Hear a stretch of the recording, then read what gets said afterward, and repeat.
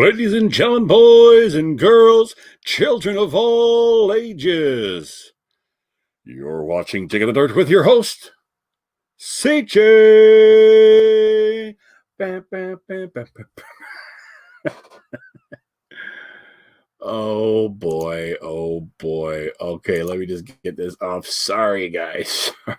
Come on, where is it? Where is it? Uh-oh, uh-oh. How do I do this again? Shoot, I forgot how to do this. Well, luckily nobody's here. Anyways, I hope you can still hear me. Let me go into settings. Oh, here we go. Green screen. None. Hey, here we are. There we are. Welcome, welcome, welcome. So let me just get off of this here. So nobody's here, so I'm just going to chit-chat and chat-chit and chit-chit and chat-chat. Oh, there, finally somebody came in. Hello, welcome, welcome. I had just came on. I had added a second camera, and I know for some of you it might not be a big deal, but for me it is, because I was having issues showing different cameras and stuff. Let's go to the comments, see who's here. Come on, post it. Say hello. Say hello. Say hello. But we got 3 people popped in. You know what it is? I go on. Nobody's on, so I think I'm going to go on. Why not? But yep, CJ from the Great White North. I hope everyone's doing good. We got lots of cool stuff going on today. I added my second camera right down here. Oh, someone left. That's okay. That is all right. Post in the comments there. See who's there. Can you hear me? Can you hear me okay? Hello. Oh, BC Treasure Tales. Jorvik. How's it going? Can you hear me? Oh, can you guys hear me okay? In the chat there, because I have a couple different things muted, so I don't get feedback on the second camera. I got a second camera. Can you hear me? Okay. Can you hear me okay? Can you hear me? Oh, everyone's leaving. That's okay. Great. Perfect. All right. Looks like it's just me and you. Me and you, buddy. That's okay. That's all right. I didn't plan on going on. I just turned on live. I actually went on YouTube and just to see what was going on. Oh, Jorvik is here. Okay, so who's still here? It says one person, but there's 2 people commenting. That's okay. I don't really care about that. But anyways, I hope everyone's doing well. I wanted to do. I haven't done a live in a while, and I guess a week, and I'm kind of getting back into it. I was off for about a month or so, and clear as a bell. Clear as a bell. Wait, hold on. Where is it? Where did I? Oh, here it is. Clear as a bell. Sorry. Clear as those bells. All right, cool. All right, so you can hear me fine. So far it's working. So far,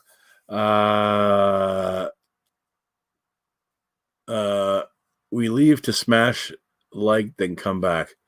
Hello, CJ. We leave to smash the like, then come back. That's fine. You can come and go. I'm going to be on here for a while, just hanging out, because I got a bunch of coins that I want to show you with my new kind of camera setup, and I thought I'd do a mail call. I got a bunch of cards. Got a bunch of cards in the mail here I want to share with you guys. I got a bunch of coins. I found some coins that I thought were lost forever. But yeah, so I just thought I'd pop. Like I said, I went on YouTube and nobody was on. Usually I was going on Mondays at 7. But I stopped that for a while, but now I'm back. So I'm slowly kind of getting back into it. Now I added another camera. I'm just messing around, but I thought, you know what? I am going to go live and just hang out with you guys. Literally just hang out. If you guys want to come on the stream and share. I've kind of went back to StreamYard. I was using OBS for a while. Sure, the graphics are amazing on OBS, but StreamYards, I can add guests, and you guys can hang out with me. So if you guys, I'm going to pop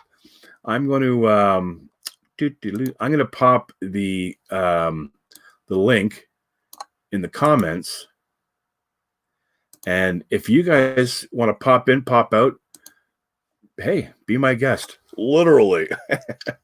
So I'm going to pop this in here and paste. There we go. And I'm going to click that button right bar, and it should pop up in a second. There we go. So if you click on that, where are we? Down there, down there. Join me. Why not? Why not? Just having a bunch of fun. Nothing crazy going on. I just thought thanks to Nick Molnar, he hooked me up with a bunch of these flips. So I put some coins in there. They're nice and nice now. They're going to be good. And I just wanted to share with you guys. That's it. I hope you don't mind. Is it rude to smoke? Is it rude? I don't know. I'm not sure if it's rude. But I've been down here for about 3 hours fiddling around and doing all this stuff. And I'm like, I click live and I'm like, oh, I should have had a smoke first. But I hope you guys don't mind. I'm just going to, I don't know. Is it rude? Is it bad etiquette? Oh, we got more people popping in. Hey, guys, how's it going? Is it bad? It's probably my son and my wife watching upstairs, but that's okay. I love them both for doing so. Dan Anderson, Mr. Anderson. How's it going? Okay, Dan, is it Jorvik or Jorvik? Is it rude to smoke during a live stream? I don't know. It's my house. Hey, Numismatic. How you doing, brother? Fellow Canadian in the house. Where's everyone from? I'm not sure if you pronounce it Jorvik or Jorvik. Jorvik. I'm going to guess it's like Jorvik. Oh, Marty's. Oh, wow. Bad. Oh, Marty, don't do this to me. I know smoking is bad. But is it poor taste to smoke while I'm doing this? I don't know. I'll put it aside, I guess. But what if I put off the side and kind of do this and then take a drag and then blow it away? York, UK. Oh, cool. Right on. Sweet. All right, guys. Well, thank you so much for coming. Like I said, I wasn't planning, like a few weeks ago, or about a month or so ago, I was doing Monday nights at 7. But Edmonton, Alberta, Canada. Right on. Great White North, baby. Woo! Got to represent. Got the flags. Got the flags are flowing. Got the big one. I had to pull it in. This one here. I have it outside my house on one of those. Here's the pole right here. But it was a super windy day about a month or two ago, and I guess 2-inch screws aren't long enough, and it came out. At least my hand is clean. Yeah, I know. I try. I'm in the culinary industry, so that's important. You got to keep your hands clean all the time. I remember, in the wintertime when it's really dry, we have to wash your hands so much. It gets so dry, and sometimes it cracks. Same thing happens to my wife when she washes it constantly. In the restaurant industry, we usually have gloves, but we still Mayor Videos. What's up, buddy? Another Canadian. What? Oh, so Numismatic. So you and Mayor Videos, Marlon, you guys are out west there. And Marty's nuts. Look what I did to your coin, brother. I popped it. The one you sent it kind of got ripped, so I put it in a new one. Anyway, oh no, this one ripped. Crap. Anyways, I'll put a new one in there. But I wrote your name on it, so I remember who did it. Because I remember one time I showed it and I said, I forget who gave it to me. I had a list. I wrote a list of everything that everyone sends me, and I can't find the list for the life of me. It's driving me nuts, and I apologize. I do apologize. You know what? I'm sorry, guys. If you guys want to leave because of it, I understand. But I had the cleanest hands in the kitchen. That was a dishwasher. Yeah, man. And wrinkly too, I bet, and wet. Hold on. Let me just Let me just do this for 1 second.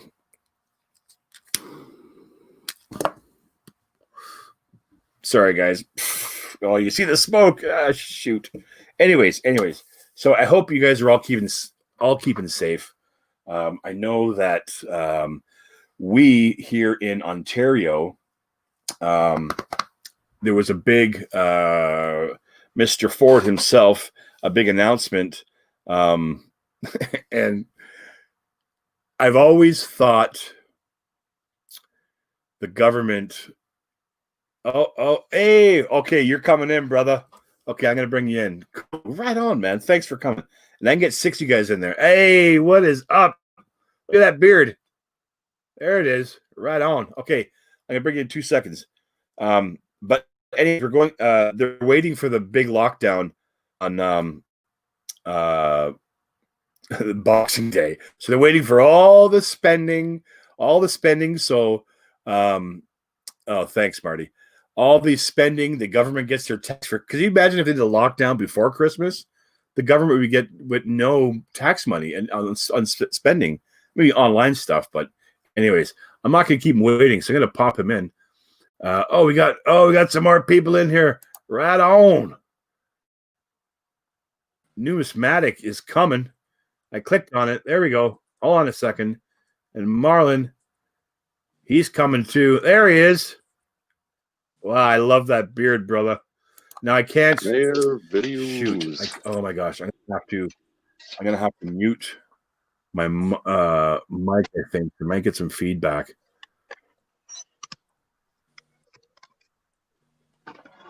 How's it going? There he is. I might get some nasty feedback. So I got 2 cameras going. There you are. There.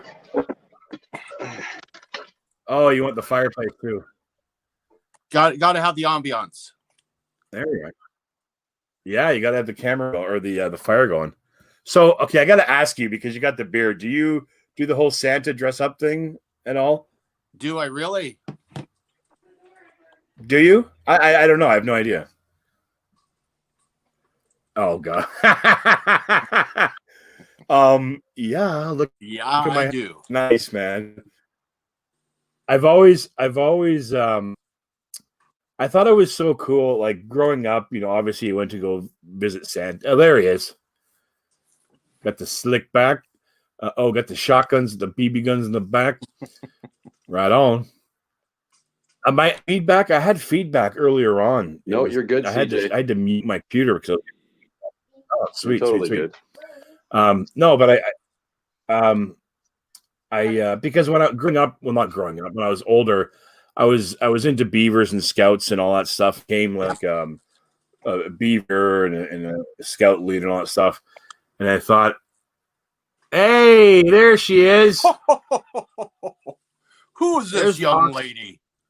That's Merry Christmas. Amber. Oh yeah, you want to do the telescope, right? Let me get a Okay.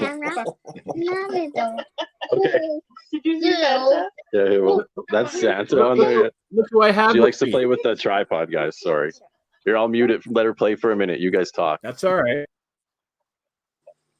So, yeah, I thought it'd be kind of cool to try and grow the beard and do that whole thing, but I grow a really wicked goatee, but all over here it's horrible. So that dream of being one of Santa's helpers out the window, long gone.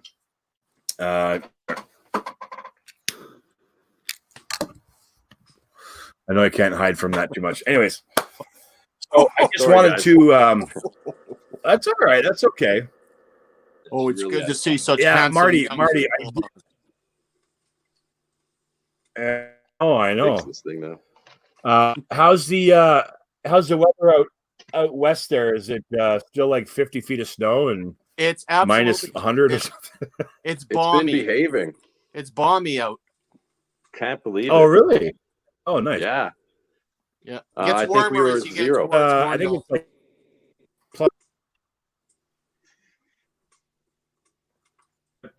plus 3 right now, so all the snow is melting. So I am I'm happy about that. So I just wanted, like, when I had a list of who's on what days, and I went from the upstairs, my upstairs kind of back room, and then I kind of set up the basement here so I can do it down here, but I can't find that list of who's on what days. So don't kind of step on any toes, and just, if I go on and someone a bigger channel on, then why bother, right? So but fans anyways, overlap, right? I was some going people watch some, and it doesn't matter. So I don't really because Joel, Digging Deep Beeps, he was on Mondays. He did a premiere at like 6:30, and then 7 he went live. And then I didn't really know, because I was kind of new. I messaged him, like, because he wasn't sure at the time if he was coming back or not. I said, Joel, until you come back, do you mind if I take your 7 o'clock spot? And he never really got back to me. So I'm like, okay, well, I guess that's fine. So I took it. But then I was off for like a month or so, and then but yeah, I had a list of what days, who was going on. Like, I'll watch you guys, or well, now you guys that you did your live the day yesterday, like Digging Canuck, I'll watch. Who else? Copperheads, I'll watch. Yeah. I can't think right now. I don't know my list. Well, but those guys. I didn't want to go. I didn't want to stream on the same days. They all have a regular schedule, CJ. Like, we rely on, Liz's every Sunday, and every Tuesday is it for her off the cuff? Third, right? These guys all have a schedule. We try to sneak in between. Yeah, that about says it all. Yeah, I know. Squeak in there. Yeah, exactly. And I find too, since we all have different subscribers, it doesn't matter if we're at the same time a lot of the time, because not all the same people are watching, right? So, and I don't feel it's stepping on toes. I would never be doing it on purpose. It would only be an accident. So, yeah. But I think that was my first premiere. I accidentally put it right when Liz's show was, and so and then Liz actually said, "Hey, everyone, jump out of my show and go watch Marlon's premiere, and then come back." It was only like 5 minutes, right? And that was awesome. So, one of the big ones. Yeah, Liz is little guy. What's that? Yeah, she did this. She gave me a lot of support and that. So she's great. Joel the same. It kind of hidden behind the tree there, but Joel was great when I first kind of started, and Liz and them. So I appreciate them quite a bit. So and they do so.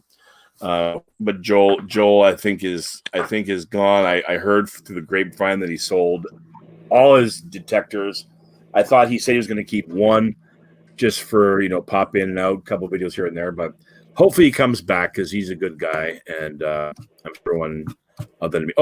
Jersey History Hunters. That's another one that I watched. But he is missed by a lot of people, I'm sure. So. But yeah, so I'm going to I want to go through like a mail call. I got some stuff in the mail, and then I figured if you guys wanted to pop on, then hey, why not, right? So if you guys don't mind, while you guys are there, you guys can see.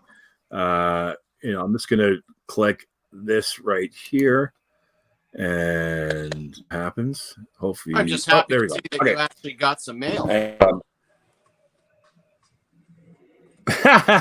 Yeah. But a lot, some of these things, like I won some, we did sticker swaps, and I don't see. I watch a lot of channels, and people just send them stuff for reason. I don't like, if anyone sends me stuff that I don't win or swap. I love that. That's amazing. Like, I never, I feel weird asking people, send me whatever. Like, why would someone do that? I don't know. I don't get it. But people, I'll watch other channels, not that have to do with metal detecting, and they do mail calls. And I'm telling you, these guys, like, box every month, because the post office is calling them saying, pick up their stuff. And they have like 20, 30 like packages, cards, packages, gifts, this, that.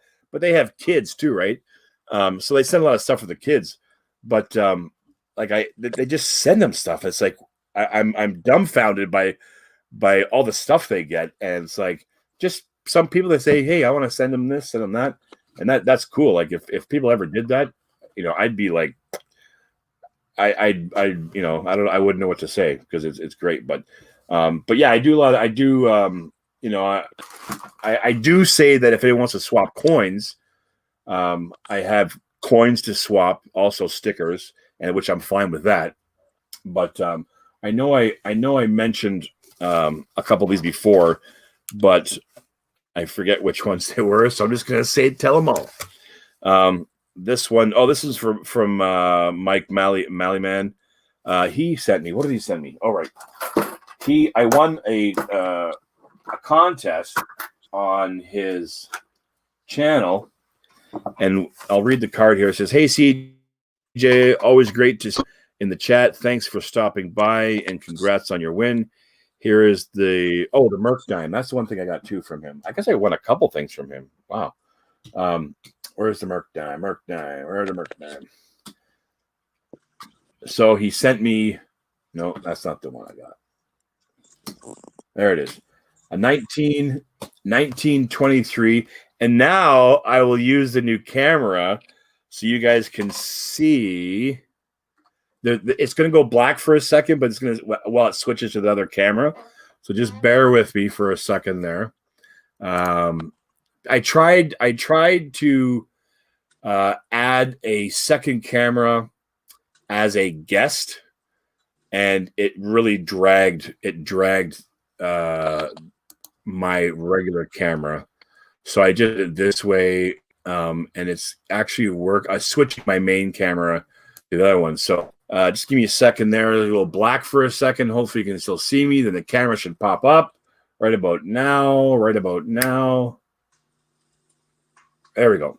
So this is the 1923 Merc Dime. Hopefully you guys can see it. Yep. Me? Put it full screen, CJ. Switch to just your camera. Shove us off to the side so we can see even closer. Go to main view. Okay, hold on. Yeah, whoa. I'm still learning on this, man. Give me a. I know. I don't want to knock you guys off though. Hold on. That's okay.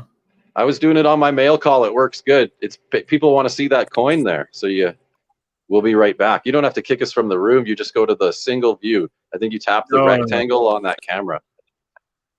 StreamYard, tap. Pow. Oh, I can't do it from here. Oh, there we go. There you go. Beautiful. There we go. Okay. Now I have bifocals, so is that clear for you guys? I can't really. Yeah, it's not bad. Oh, pretty good. I can read where it's not slick. I can read it totally. Yeah, there you go. That's the right way. United States of America. So yeah, he sent me this here, the 1923. Cool. So yeah, I won that. I also won.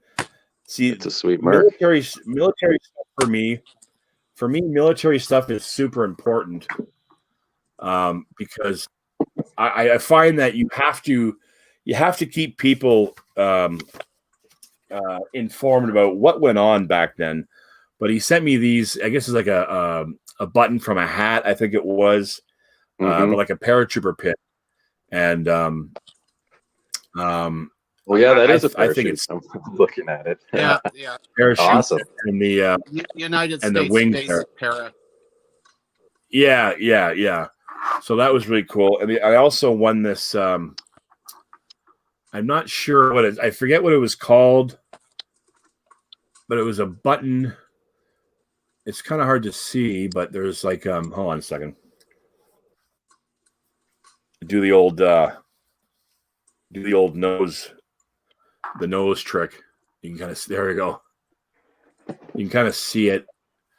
Stars in the center there. But yeah, he sent me that, which is pretty cool. And I love that stuff. And Okay, let me go back here. Bear with me there. Mike and Cam. Go back to the full HD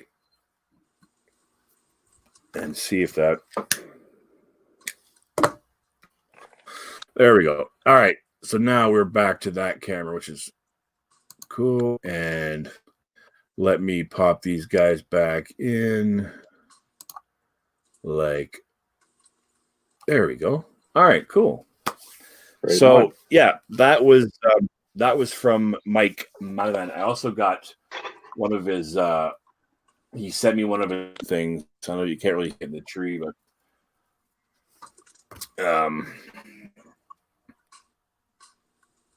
little wristband there, which is cool. It's like some people, they make a whole bunch of different stuff in that, so that's cool. This one here, this is from Odd and Rachel, Jersey History Hunters.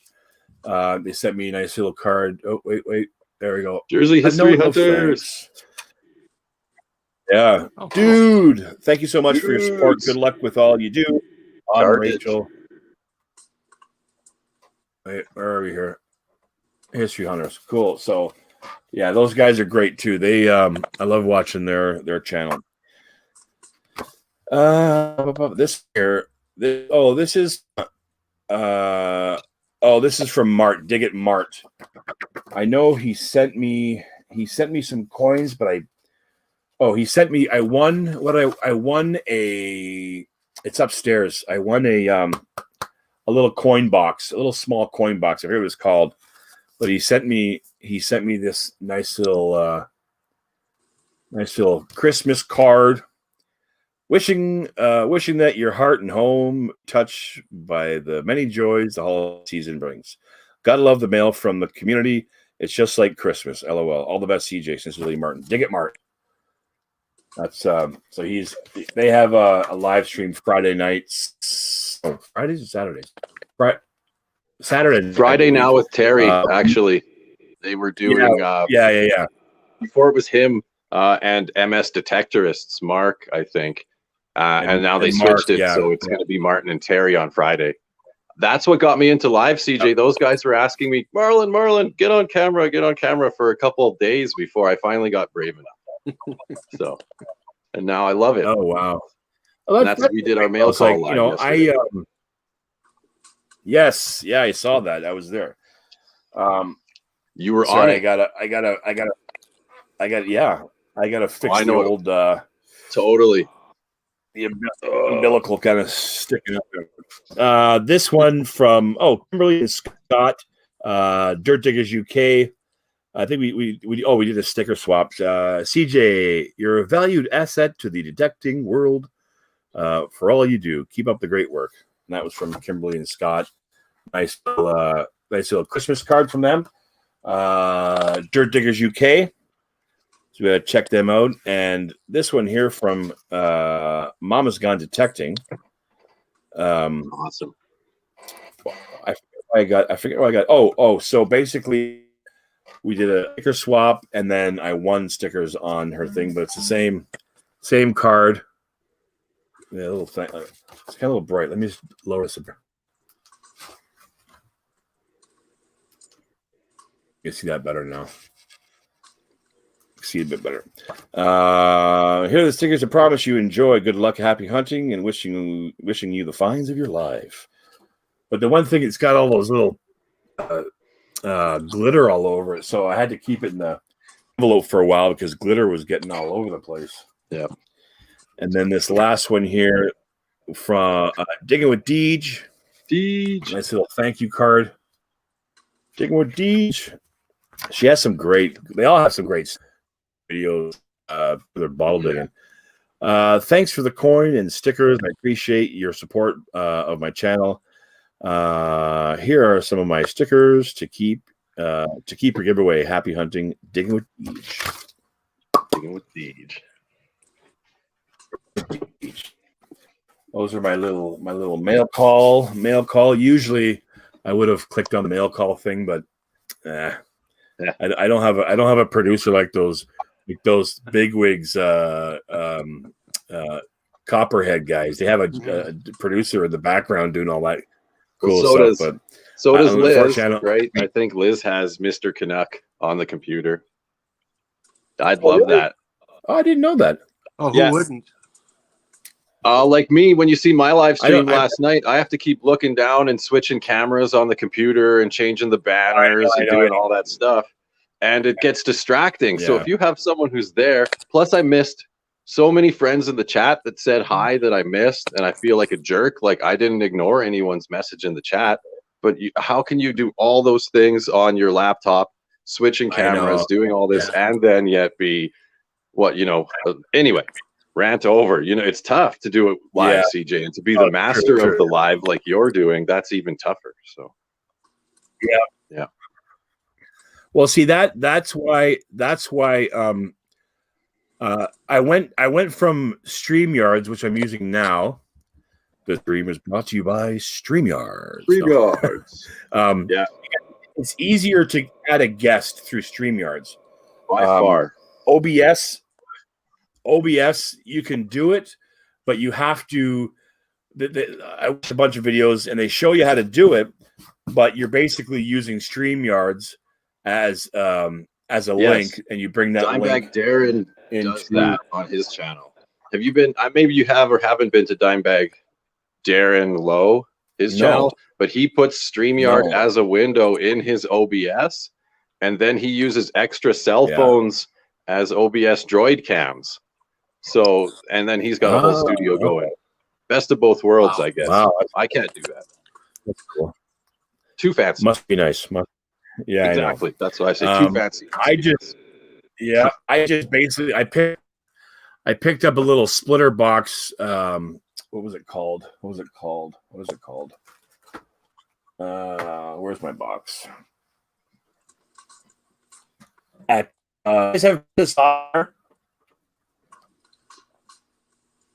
west, Princess Auto. Yeah, Princess Auto. Okay. Totally.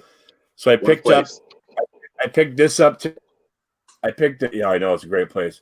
I picked this up today. It's basically a high-speed USB hub. So because I wanted to add a second camera, but all my ports were, I have my first camera, my microphone, my mouse. Because I have a laptop, but I hate using the pad to get around. I can't stand it. Mm-hmm. So I got my microphone, I got the mouse, I got the one camera, so they're all taken up. So I want to add a second camera. So I think this is like $7 or $8 from Princess Auto. Nice. So is it really good? Four same way. Gotta have a mouse. Got it. Yeah, me too. Yeah. So that was I got from that. So I added a second camera, and that's what you guys were seeing the stuff on. And it was good. Speaking of which, worked really good. Joe, yesterday when we were talking about where is it? Come on. Oh, here it is. This yesterday on your stream, and let me just click over. Just give me a second there. We were talking about this coin. The screen goes black. No.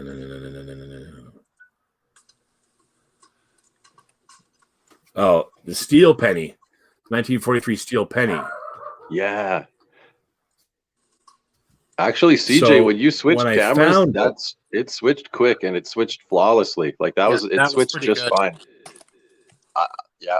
Oh, really? Okay. So on my end, there was a couple seconds. No, for us, it's instantaneous with a nice little fade. Even it almost seems like it kind of fades between. Oh, wow. Yeah, sweet. It was good. All right, cool. Yeah, that's a beautiful steel scent.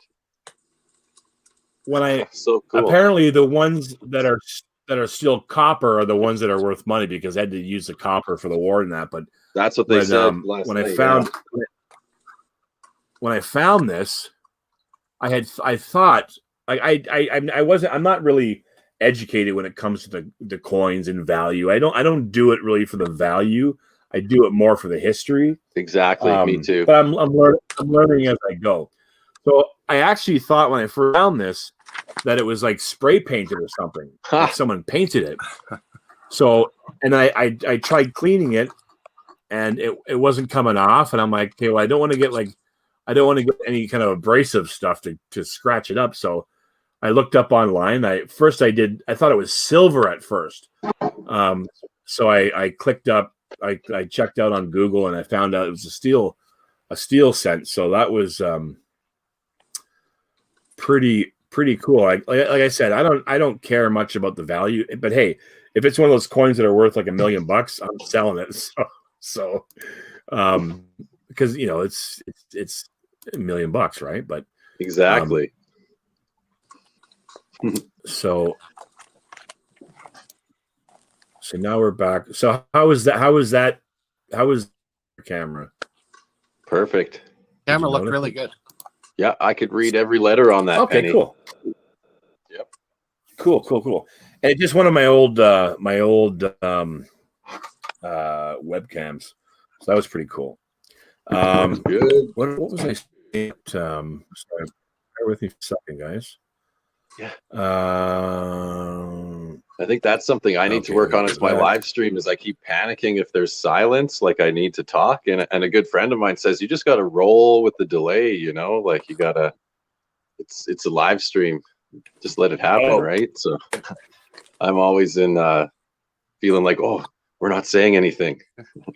Everyone's gonna leave the room. Anyway. Sorry. Okay, I'm so sorry. Dan Anderson is asking me. Yeah, the names aren't let me up. just do something here. You go to brand. Yeah. On the bottom of the brand menu. Turn it off. I like turning it off too, because and then someone does. Yeah, there we go. Yeah, turn it on now. Beautiful Canadian red. I love Sorry. it. This is a patriotic channel. Yeah, but very much so. So Dan was saying that he forgot what it was worth. I forgot. Oh wait, hold on. This is the nice thing about StreamYards is I can do this. Awesome. Do this. There we go. I forgot what steel scent is worth a lot. I forgot what steel is worth due to punching error. So Dan, what is the error in those coins if there is an error? If you can add in the chat there. The date was 1943 for that steel. So I think it's just Dan. 43 copper.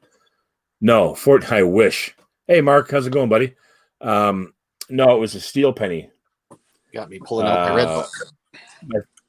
Oh, hey, Mark Thomas. So sorry, what were we going to share? A punching error, you said? Yeah, it must have been when they're stamping them, like how they have sometimes die offset, they call it, or something. Yeah, Dan says if it's there's a punching error. I don't think. Let me just. This one looks pretty good. I mean, obviously, I'm not looking really close. Like, I was actually looking for the microscope camera, but Best Buy doesn't have it. Canada Computers doesn't have them. Oh, they have them online, but I wanted to get a microscope camera for what I was doing right now, but so I didn't bother. I'll order one for next time, and then we'll those are cool for sure. I can't remember off the top of my head what channel. I picked up a pardon me? Coin microscope through Couch Collectibles for $35 US. But the only thing is, when you get it, it comes in from China, and it has a tiny little looks like a tiny disc to run it off of. So he's given instructions on how you run it off of OBS. So I have one, and it works like a charm. For $35, I got myself a coin microscope. Oh wow! Wow, nice deal. Wow, nice. That's a score. Nice. Dan says the steel scent and copper plates got messed up. So Dan, do you know what the coin would look like, or what part would be messed up on the stand on the coin. That way I know what to look for, and then when I get I have a magnifying glass somewhere, I'll take a good quick look at it. I'm explaining wrong. When they switch from copper to steel, year of mispunched. Oh, the year got mispunched. Okay, so I'm going to pop this one back up with the year. I'm going to switch it back to the other camera. Bear with me for a second there, folks. Mark, I think you answered it. Thank you. 1943 copper. Yeah, I was told the copper ones, because that's why there's a steel one, because they had to use the copper for the war and all that stuff. So let me just let me just swap cameras and see if I can get a bit closer to the date on that coin. And I will add a bit of light to that. Let me see if I can pop it up there to get a little bit closer. And let me just focus. I'm cheap, guys. I don't have an autofocus, so bear with me. It's 43. I don't know if you. Yeah, it's 43, but they're saying that. Sorry. No, that's not. It says here, due to a copper shortage during the critical war year of 43, the Treasury used zinc-coated steel to make cents.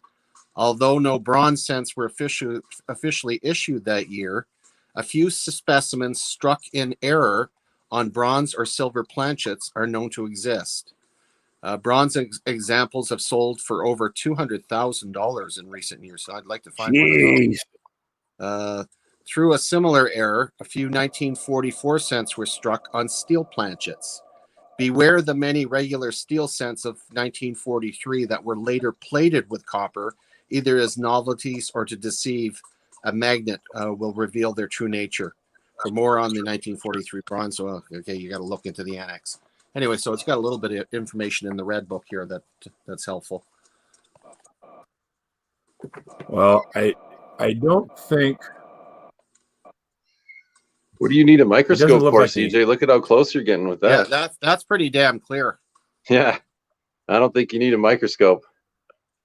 That's got excellent focus for macro. Yeah. Holy. 43 Philadelphia.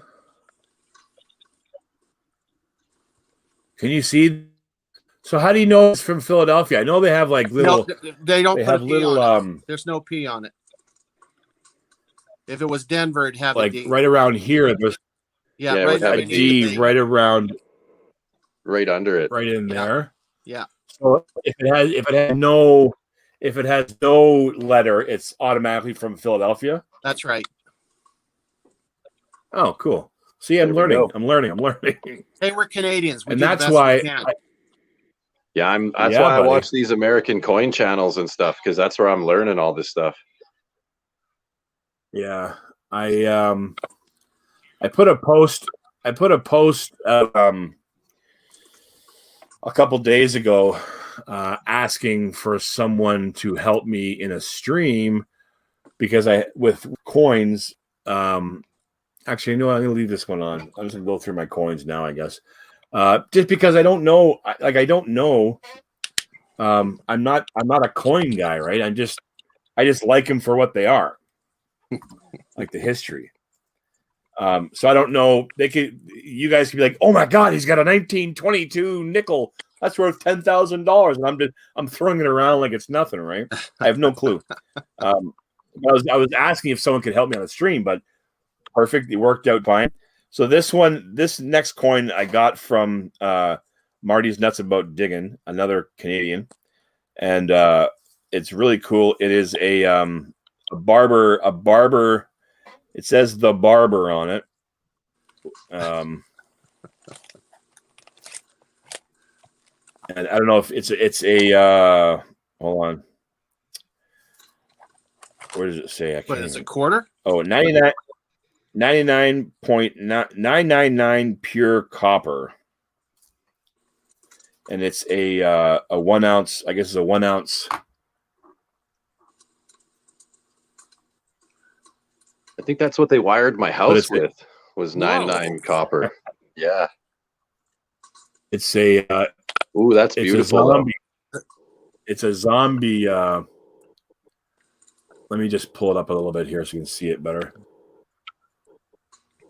It's a 2018. 2018. Yeah. Yeah. I'm gonna pull it out of the package so you can see it a bit better. But it's a zombie. Hold on. Apocalyptic. Hold on. It says currency of the apocalypse. Oh, it's a novel. 1 ounce. It is. Yeah, it is. It is. 1 ounce, 999 pure copper. Zombie buck. 2000. Yeah. So it was. I mean, whatever. It's like. There it is. So Marty sent me that. That was pretty cool. And then this next one I will never ever get rid of. I don't care how much it's worth because I got this directly from the hand of Pope John Paul II back in 1984. He was up at the Martyrs Shrine up in I'm going to say, I forget exactly where, up in Barrie area. My grandmother brought me, but it was hold on. I'm trying to move the light so you can. There you go. Martyrs Shrine. Gosh. Oh, there we go. There we go. The Martyrs Shrine, 1984. And it was weird though, because nowadays, he's behind the glass and everything, but he was in the church, and I was 84, so I was 12 when I got this. And but yeah, I got this commemorative doll from him, and I will never ever sell that one because he is no longer around. I don't know what it's worth. I really don't care, but this next one, I'm gonna go through my Canadian ones first. Why do I have this one here? 19. Oh, one. I don't know why I did that one. I put a 1943 Canadian penny. I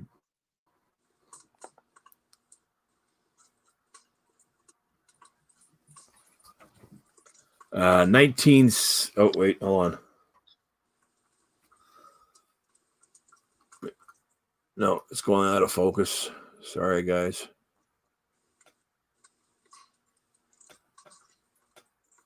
Oh, 1968 dollar coin. My coins there. Let me just get off this camera here.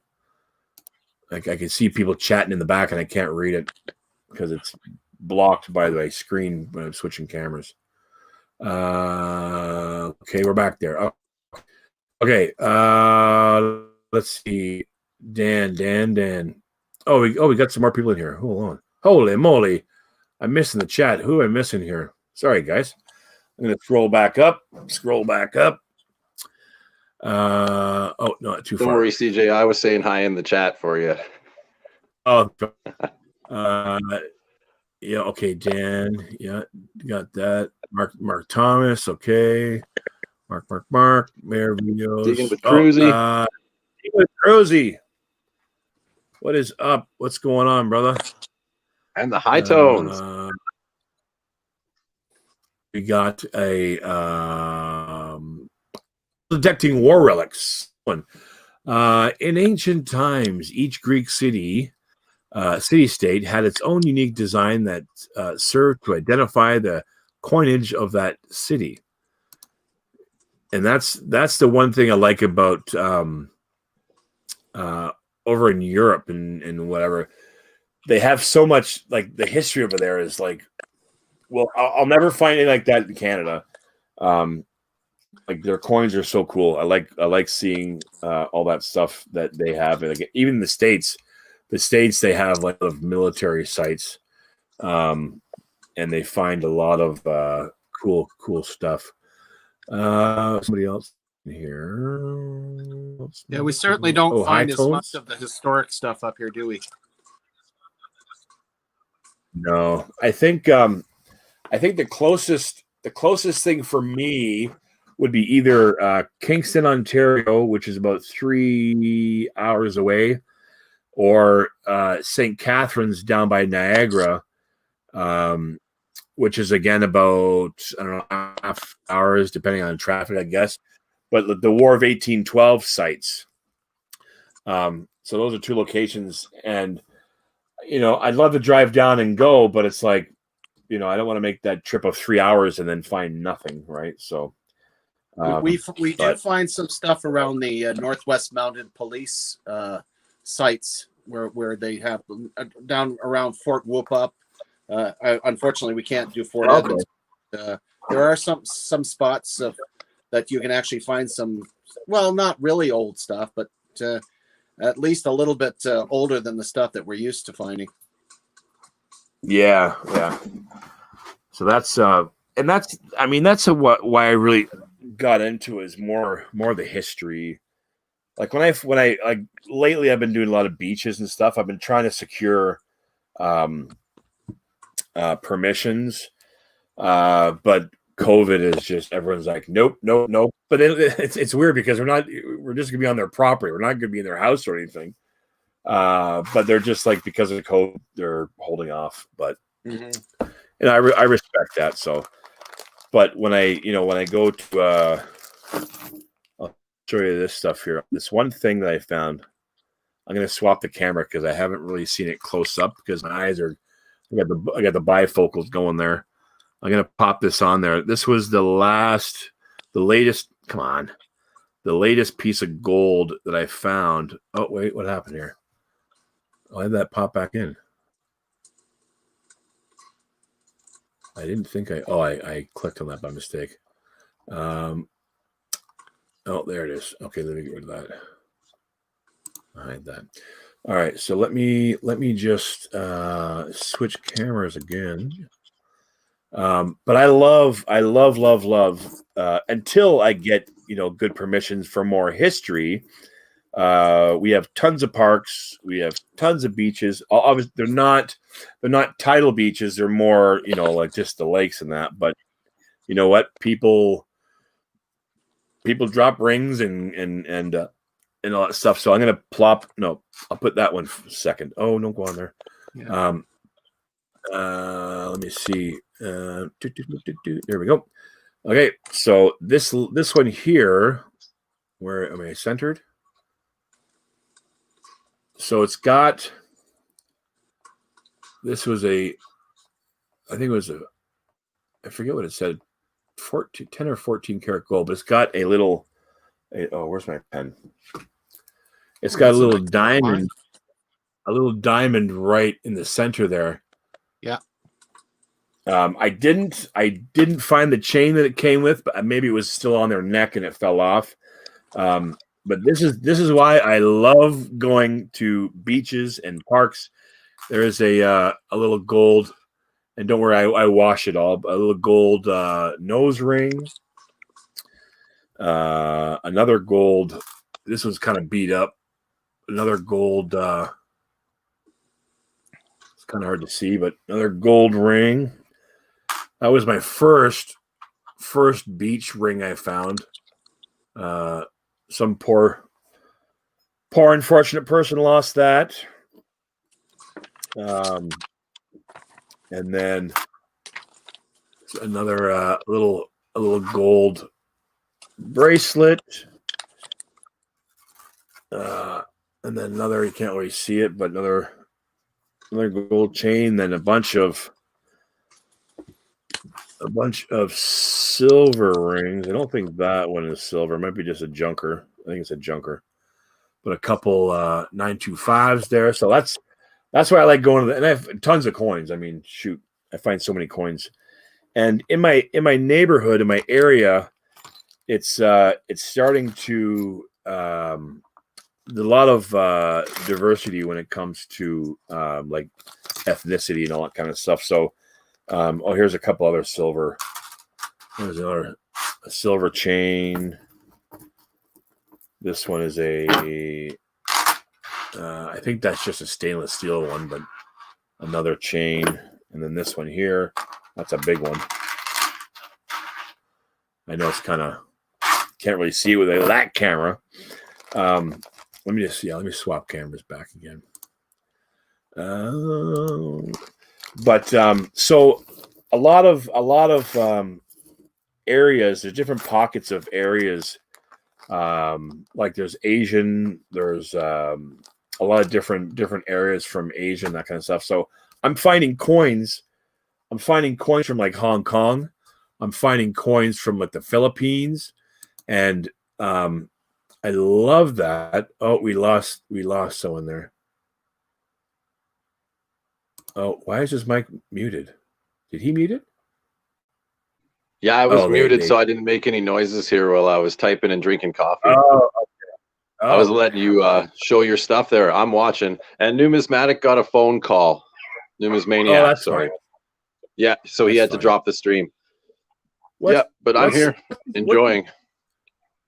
Baja Wildman, how you doing, buddy?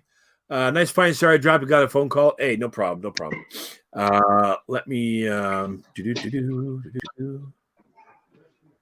Everyone can still hear you anyway, so you shut your camera off anyways.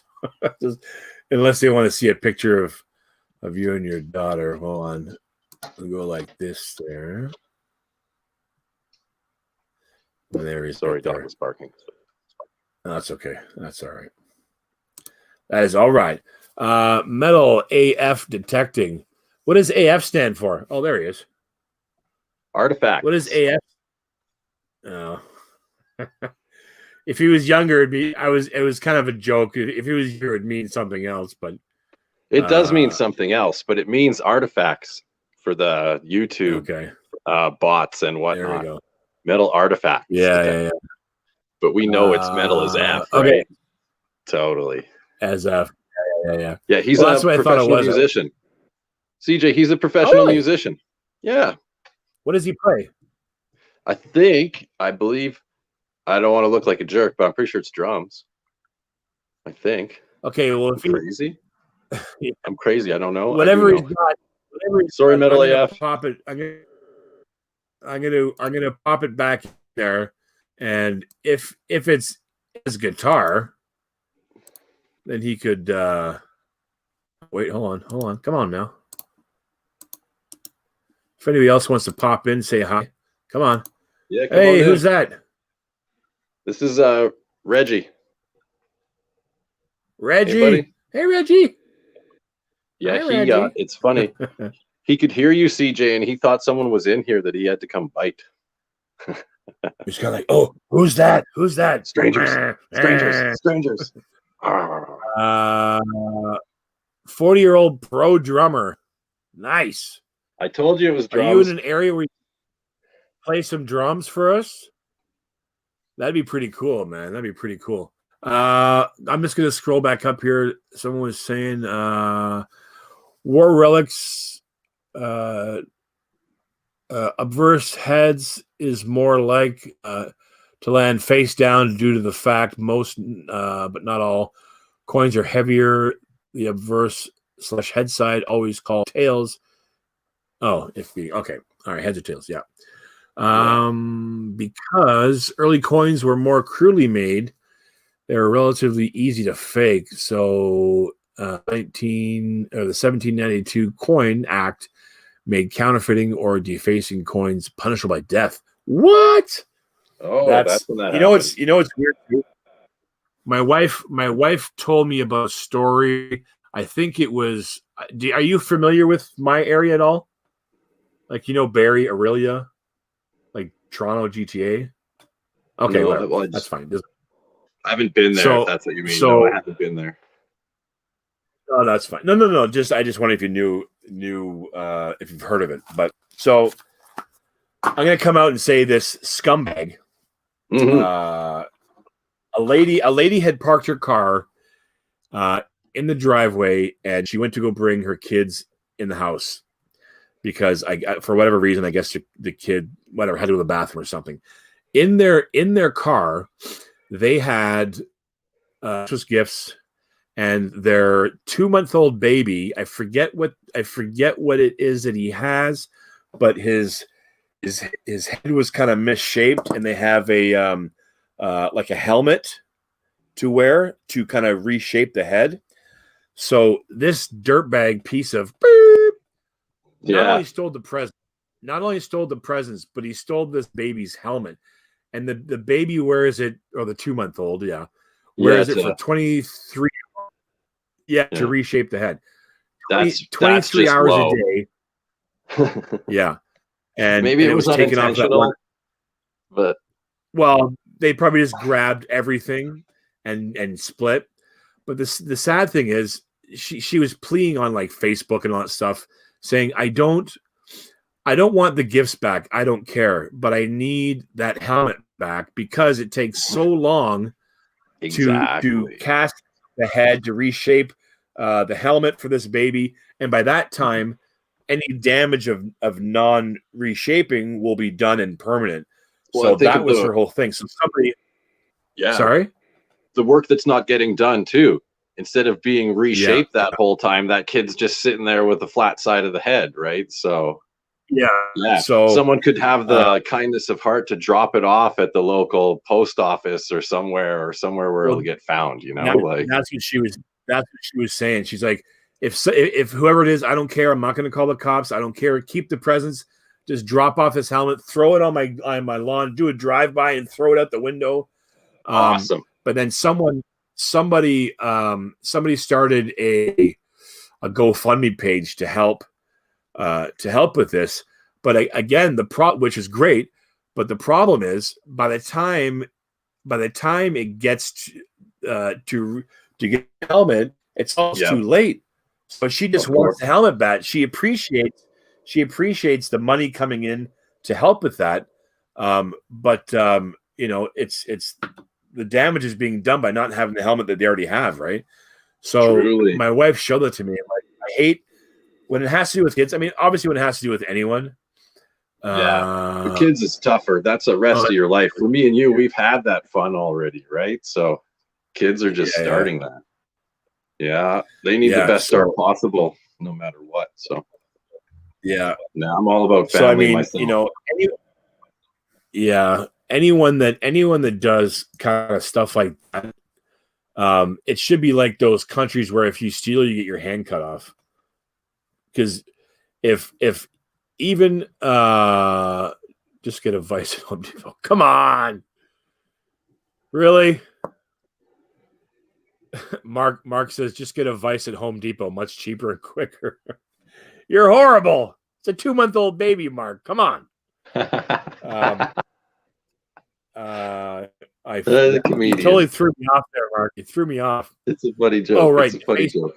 Oh, yeah, I know. He's only joking around. But if you found out that here in Canada, like other countries, if you steal, your hand gets cut off, I'm telling you, the crime rate would go right down. Like, I like to say that too, and then I liken it to the Star Trek episode where little what's his name there, the kid one, how Wesley Crusher. He falls in that flower bed on that planet, and for falling in the flower bed, they're going to put him to death because the punishment for every crime is death.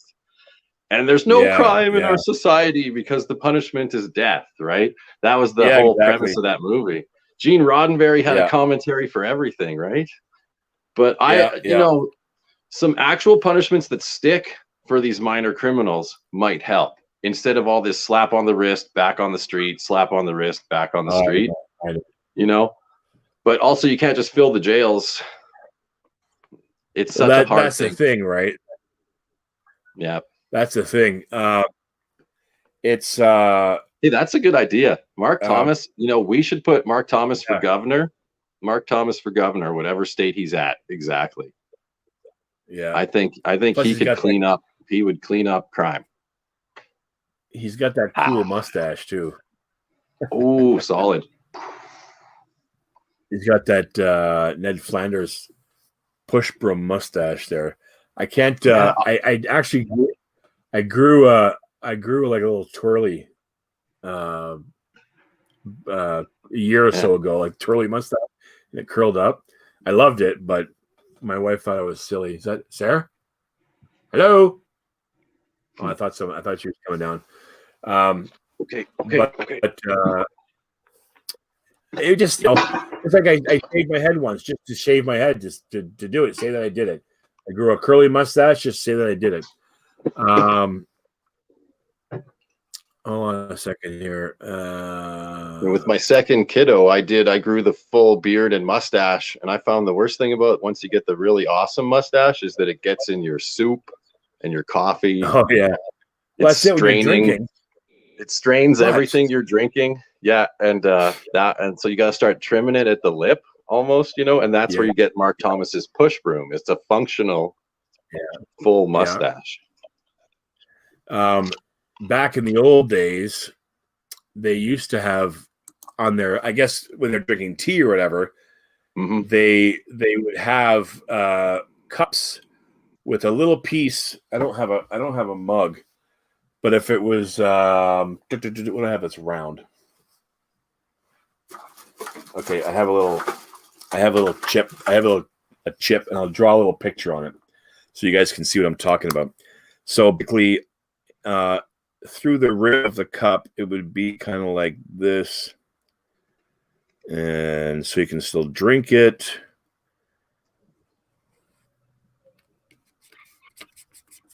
So if this was a teacup, that little piece right there would be across the cup. So when you're drinking, your mustache goes in that spot right there. So your mustache is protected from the tea or coffee or whatever you're drinking. But they don't make that stuff anymore. People don't. The mustache thing isn't a thing anymore. Bless you. Only in November. Oh, bless you. Yeah, bless you.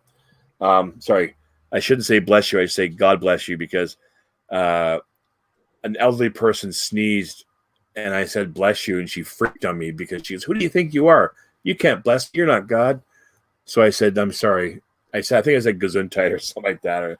But he goes, "No, you have to say God bless you." I'm like, sorry, okay, my bad. But yeah, it's just, going back to that person that swipes something. It's like, I understand, but it's not because of COVID. People can't blame COVID. Stash guard. That's what it's called. A stash guard. Stash guard. Bring it back. Bring back the stash guard. Or something you can at least clip on to the thing while you're drinking it, right? Because I know they won't make it because not everyone has mustaches anymore. Yeah, it's more of a totally. Yeah. Hey, Baja, turn your camera on and show us your mugs. I'll put the link back in so you can show us what I'm talking about. We used to do that too. Put a tiny piece of chewing gum under the penny to keep it there. If you, I'm missing some here. By firing, put for putting. They're talking about railroading pennies. Railroading pennies, CJ. And then instead of railroading, they used to have at the county fairs the machine where you put the penny in, and then for like a quarter, it would squish that penny, put a picture on. I don't know. I found this when I was digging, but it was a penny, but it's not stretched out like I've normally seen when people put on the train tracks. But here comes my dog. He must want to go out. Give me 1 second, guys. Oh, no problem. I'll keep him entertained for you, CJ. All right.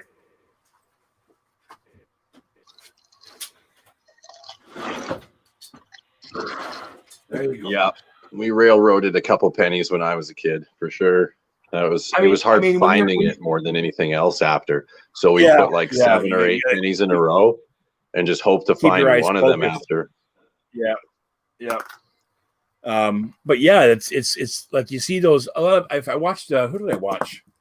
I forget who it was, but they were in the States, and they were all like Canadian. The ones where they put it through that thing, and they re-stamp it or something. But they're all Canadian. Y'all done there, pups? All right, he's done. Let me just close it. I'll leave it open CJ, at West Edmonton Mall, right here in Edmonton, right where Numismatic is at there, in the Fantasyland or whatever it was called. Now it's called Galaxyland. They have a West Edmonton Mall branded penny squisher in there. You could put a penny in and it would come out flat with the West Edmonton Mall. Anyway, but it was there for years after. And I had found out, and someone else had said it, that they had exempted pennies in the U.S. from that defacing money act because of those like those squisher machines on fairgrounds and stuff. So it was okay in the U.S. to run a penny through a squisher. But I haven't confirmed that by looking it up. Someone told me that. That's hearsay. I'm passing on hearsay. Okay. Baja can't come on. He said he would, but he's currently at work. So yeah, he's working. All right, next time, brother. Next time.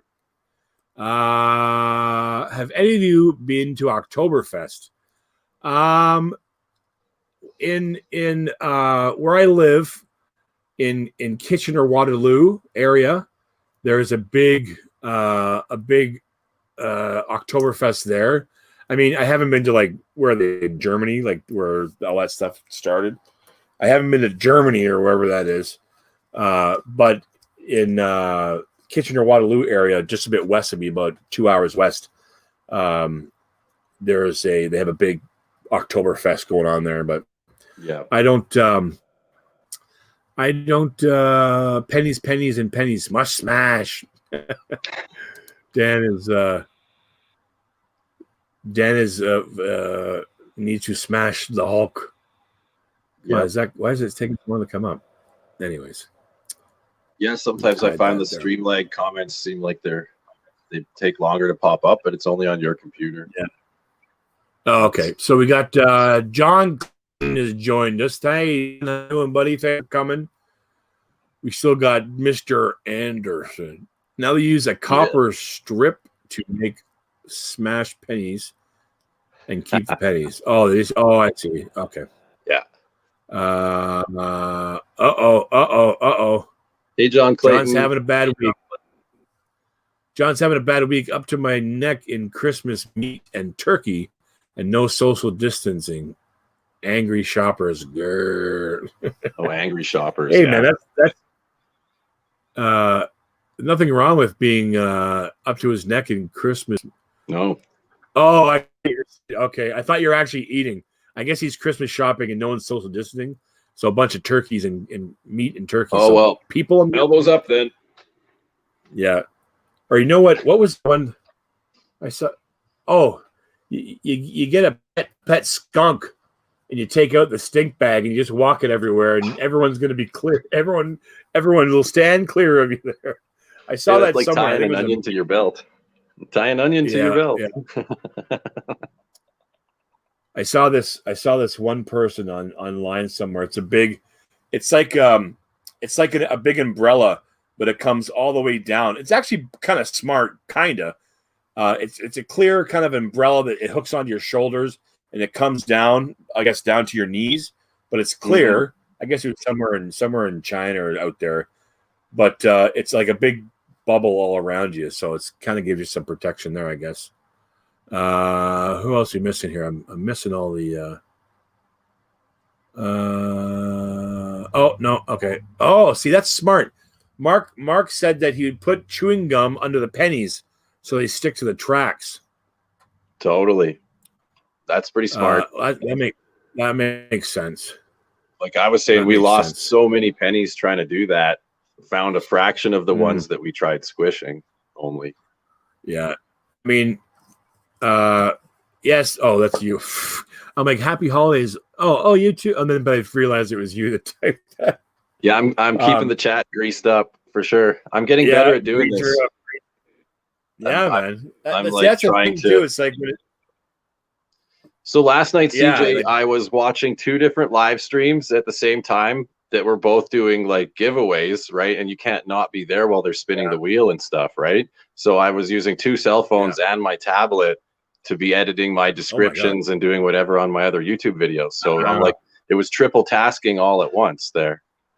But if you want to grow and meet people on YouTube, you definitely have to be watching their videos and commenting and talking to people. That's it too. Yeah. So I don't know if I can't do it here. I guess everyone's chat name is their YouTube channel name, because we're going through YouTube. So if there's people on here that don't know over here, here, oh, you're in the way there. If they don't know people in the chat, check out their channels and share some love and support and all that. It's weird though. I've been stuck at like 5:14 for. Oh, did somebody come in? No, I heard a little beep like someone came in. I've been stuck at like 5:14 for like almost 2 months now, and but I was off for a month, so that might be it. But so I'm going to be doing. I think I'm going to do some more coin stuff, especially in the wintertime, because I went but can't remember how I got back to the UK. No, I'm just going to close the door because it's getting cold in here now. I had the dog. I left the dog to get some of the smoke out, but I'll be right back. Give me 2 seconds. I know for me, like I already hit 251, and then I dropped back down below, and then I was back to 250, and now I'm below again. It's like, and I just say, I don't care. I'm just going to do my 250 appreciation giveaway. And I don't care if YouTube feels like, and it's weird, CJ. It's like every night at 3 a.m. because I'm up late doing stuff. I'll be on my channel page, and all of a sudden 6 subs disappear immediately at 3 a.m. And you're like, wow, 6 people all simultaneously smack the unsubscribe button? I don't think so. That's the YouTube cleanup. And they go and they find the bottom of your subscriber list that hasn't watched a video in a while, and they sweep those guys off. Even if you're subscribed to them and you have the bell rung and stuff, it just sweeps it off the bottom where no one's going to notice, because they're not really watching you. And that's how they deal with spammy subs, right? And maybe it's not that person's fault. I found myself unsubscribed from channels before because I never had a chance to get over and watch or comment. And then 2 weeks later, when I go to actually see, hey, did they have a new video? I'm not even subscribed to them. And I know I rung the bell. So there's my rant. Yeah, YouTube is dirty and underhanded. So even channels that I watch regularly, I've noticed that I have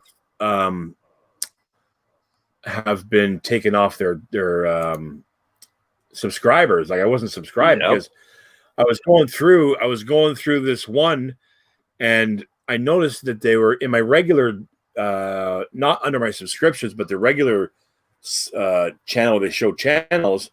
I go, oh, somebody's live. Why didn't I get a notification? Because I clicked notification, so I get the notification, and I didn't get notifications. So I'm like, wait a minute, what's going on? So it's doing something, and it's not good. I like to use the word disappointing because we're all trying really hard and trying to help each other out and do good here. And then YouTube goes and does dirty, underhanded stuff behind your back. And then I look like I'm not subscribed to someone. I'm a public subscriber for a reason, so they know I'm subscribed to them. And then YouTube's going to unsubscribe me when I'm not looking, and that person goes and says, oh, let's see who my last 100 subs are. Oh, look, Marlon's gone 2 days later. He's an asshole. You know, like that's Oh, I know. Anyway, I already swore. Sorry. Keep it clean here. That's okay. It's all right. You know what I mean? But I get emotional about it because it's rude trying to grow and build as a channel, and then you're getting sabotaged by the people who you think would be building you up. But I believe they're so concerned with making money for the big guys and themselves that they don't want more people to succeed. That's more mouths to feed, right? As soon as they got to start paying you some of that ad money, CJ, that's taking it away from the yacht they were going to buy, or from Aquachigger's pockets. Every minute of your view time, someone could be watching Chigga. Yeah, exactly. Yeah. That's why they don't want us to succeed. Because our watch time is stealing from the monetized channels. We're stealing from their pockets. Anyway, okay. I said I'd stop. I'm going to stop. It makes sense. It does make sense, though. It does make sense. But even with with that new thing they're pushing, the shorts, the short videos. I was watching D Neiman last night. He did a live stream, and if you do a short video, let me see if I can pull it up on my phone. Where's my phone? I just watched a video about that too. I'll let you deliver the news. The hashtag shorts, right? That's what you're talking about? Oh, here's my phone. So yeah, so if you make videos, and you post it to your oh, why don't I don't have it on mine? I don't have it on mine. Oh well, I was going to show you, but well, that's just breaking news. Those aren't shorts. Let me just type in shorts here. See what pops up. No, it's not coming up. So I think it was just on when there's us. Oh wait, you can't see, it's too bright. Hold on a second there. Let me dim it down. So above our, like, there's our stream right there. So wait, no, don't do that. I think it was just on when. So above the main movie, there's videos up here. It's called the shelf. And if you post a short on your channel, if that short goes to the shelf, you do not get paid while it's on the shelf. So if it gets once it gets taken off and goes back into regular circulation everywhere else, then you're starting to get paid again. But I'll spill the beans on that too, CJ. Because CJ's Infotech, the guy I learned to StreamYard from, he did a video on that recently. Any video, if you read the fine print for YouTube, any video less than a minute is not monetizable, even if you're a monetized channel. And so any shorts that you make hashtag short that are under 60 seconds will never be monetized, even when they're off the shelf. So it's a waste of time, and all it does is make YouTube money. It's a big scam with the shorts, because everyone wants to be on the shelf, but you get nothing for it except for exposure. No. But you get no monetized, no watch time. It doesn't even count to your watch hours of 4,000 a month. Anything from videos under a minute, the shorts. Wow. Yeah. No, it doesn't even count to getting your time. So, rant over. I heard. I don't know. I don't know if it was just hearsay or not, but I also heard that the watch hours are going up in the new year. I don't know if that's true or not. Have you heard anything about that? I bet it will. They need to make it harder, like I said, because if they got to start paying all these 1K channels some ad money, and a lot of them, like who says, like Straight Up Metal Detecting, he says, if there was ads on his channel, like, who's gonna actually buy whatever product, right? Like, are you even hitting a target audience when it makes no sense a lot of the time to advertise on a small guy's channel. So I think also they're probably like, how can we make more money without charging without charging the people that are paying the money for the ads? Well, let's thank you. Let's stop paying out. Make it harder to have to pay out to these people that get the money. So they're saving that much more money, not having to pay it out. And it just goes to larger channels that have tons of viewers, just like you were saying, right? So my beautiful wife just brought me a refill on my tea, so you might hear in the background calling the dog. I'll turn the camera around if you. Come on, Rubes. Good boy. Come back up. So yeah, she gave me a refill. So thank you very much, babe. Get Josh to make some dinner. You down here? Oh, what do you? Oh, let me just turn the camera. You can say hi to my wife. No. Okay, fine. I just playing around with her. She can wave and say hi. Or just say hi. Oh, is that too bright? Sorry. All right, there we go.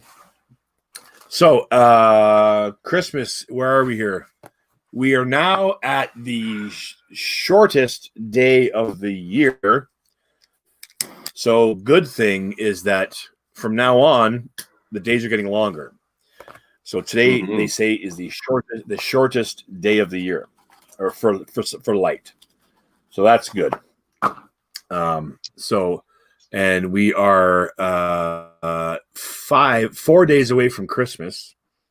Has everyone finished all their Christmas shopping? Has anyone not started yet? Like most men, can I say?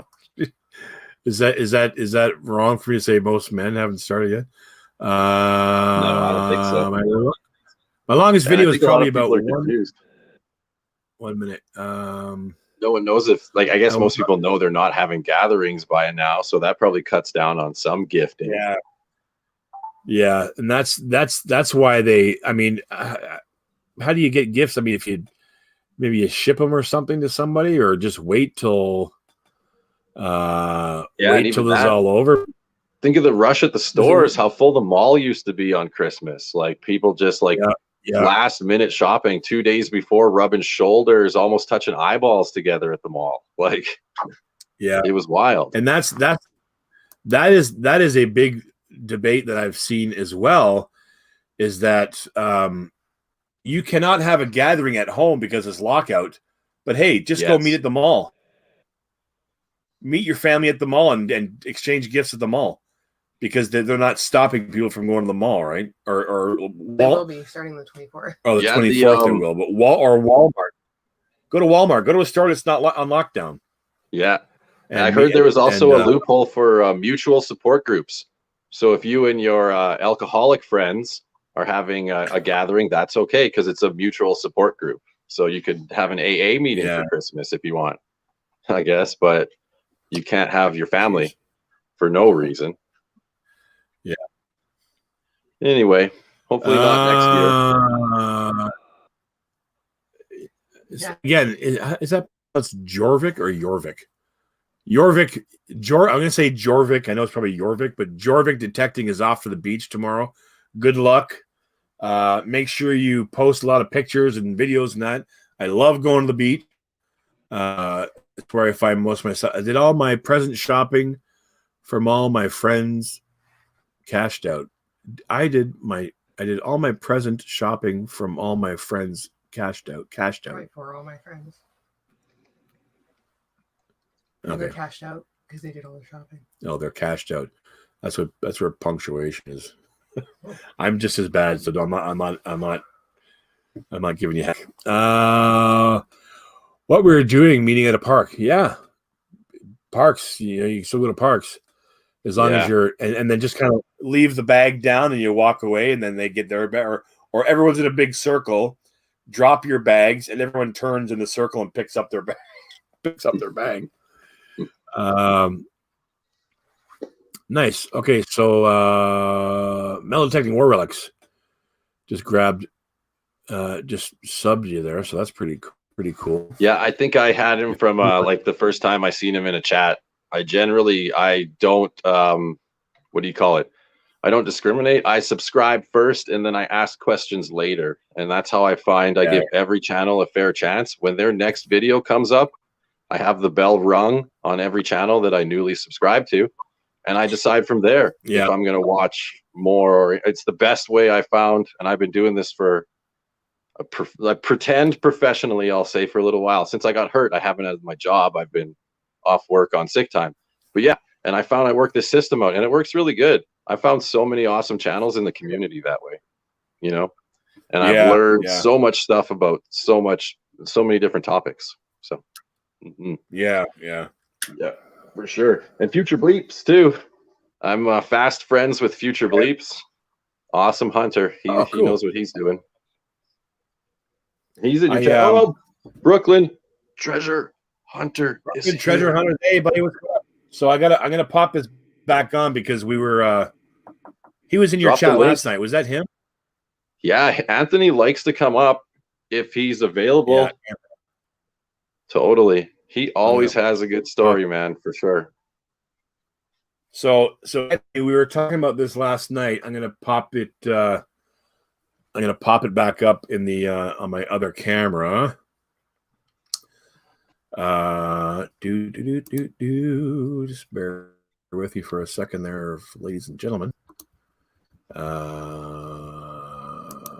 So this is what I was talking about yesterday in Marlon's stream yesterday. Is the steel cent. So that's the one that I was talking about, 1943 steel cent there. I thought I would just pop it up and show you what I was talking about. And yeah, when you see those come out of the dirt, CJ, they're so rusted and gone. It's really nice to have one that has so much detail still like that. Yeah, it was. I was surprised. Like I said, I thought it was spray painted. So I'm like, I never knew about them. I never knew about them. And neither did I. I learned about it from Tripwire on Straight Up Metal Detecting. He did a vault episode on Wheaties, and so that's what he was saying. So like the year 41 and 42 have a book value of something like 10 cents for the Wheatie if it's in really good condition. But then 43 steel cent isn't. I don't think it's worth anything, like you're saying, unless it's copper, and then it's the rarity that way. So. Yeah. So he does like coin roll hunting on Straight Up Metal Detecting.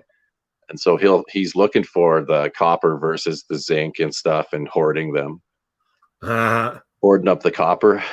Let me see if I can get just a little bit of glare, I think.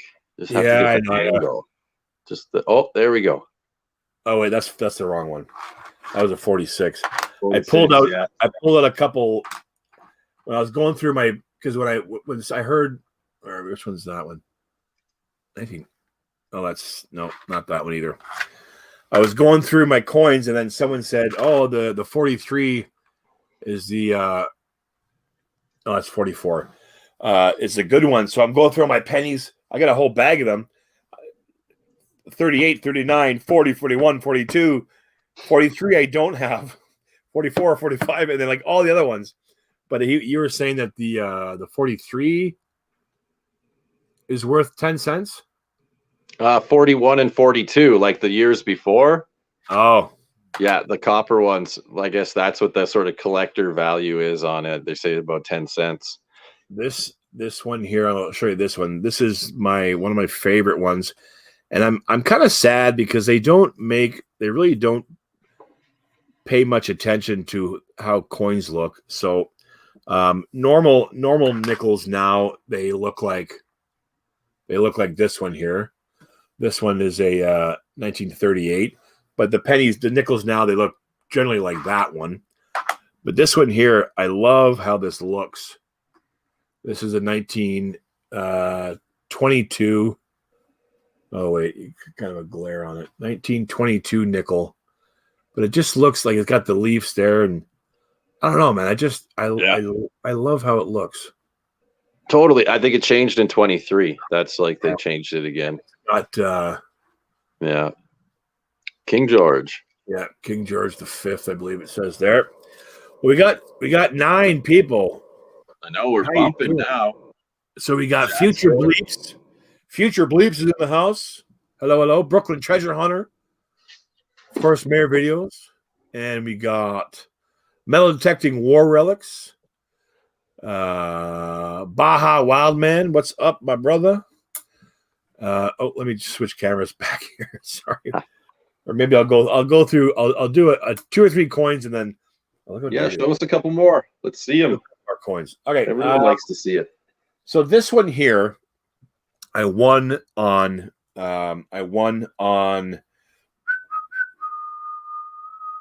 Liz Digging Canuck, obviously a fellow Canuck. She's probably about an hour and a half away from me. And before COVID hit, we're like, yeah, we got to get together and do a dig. Yeah, let's do it. This never happened. But I won this on her channel. They were donated to her. I'm not sure of the date. I think it's 15 or 17. I can't really read it. It's kind of smudged out. But the Indian head bull, or I guess it's water buffalo.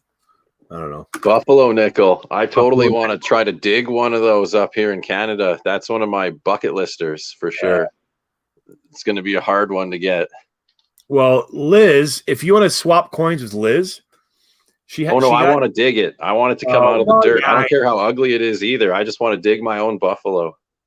Oh, that's okay, buddy. Don't worry about. He says he can't come on tonight. That's fine. That's yeah. No worries. This one here was my first coin that I got super excited about. I know I've told the story a couple times, but it was an abandoned house, and I was going up to my cottage for the weekend, and I don't know why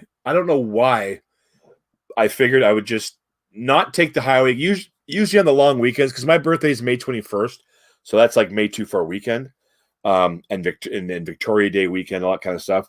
So the highway going to my cottage, the 400, is just jammed. So we just took side streets all the way up, and there was an abandoned house, and I always had my detector in the back of the car, and I saw this house, and I'm looking around. There's no signs anywhere, because usually it's like, there's a company that's building, or like a realtor or something, or just no trespassing, no nothing. But this house was just like it was all overgrown. There was no signs, no nothing. So I thought, okay, what's the harm? I'm gonna go check it out. If somebody says something, then I'll leave, right? And I found this coin, and I was like crapping my pants because, well, let me just show it to you. And it looked like it was a glass, almost like a mason jar, but it was kind of broken, and the lid was all rusted out, but I still got the coins out. But this is one of the coins, and it's kind of pitted, but it's in pretty darn good condition. But it's a 1922 Liberty dollar. Hold on, what am I looking for here? But when I found that, I was like super stoked. I found this with a couple of 50-cent pieces too, and especially when I found it, I was looking for, like, I actually went to the neighbor's house, and I said, "Do you know who owns this property? Who lives there?" They didn't know. They were just renting the place.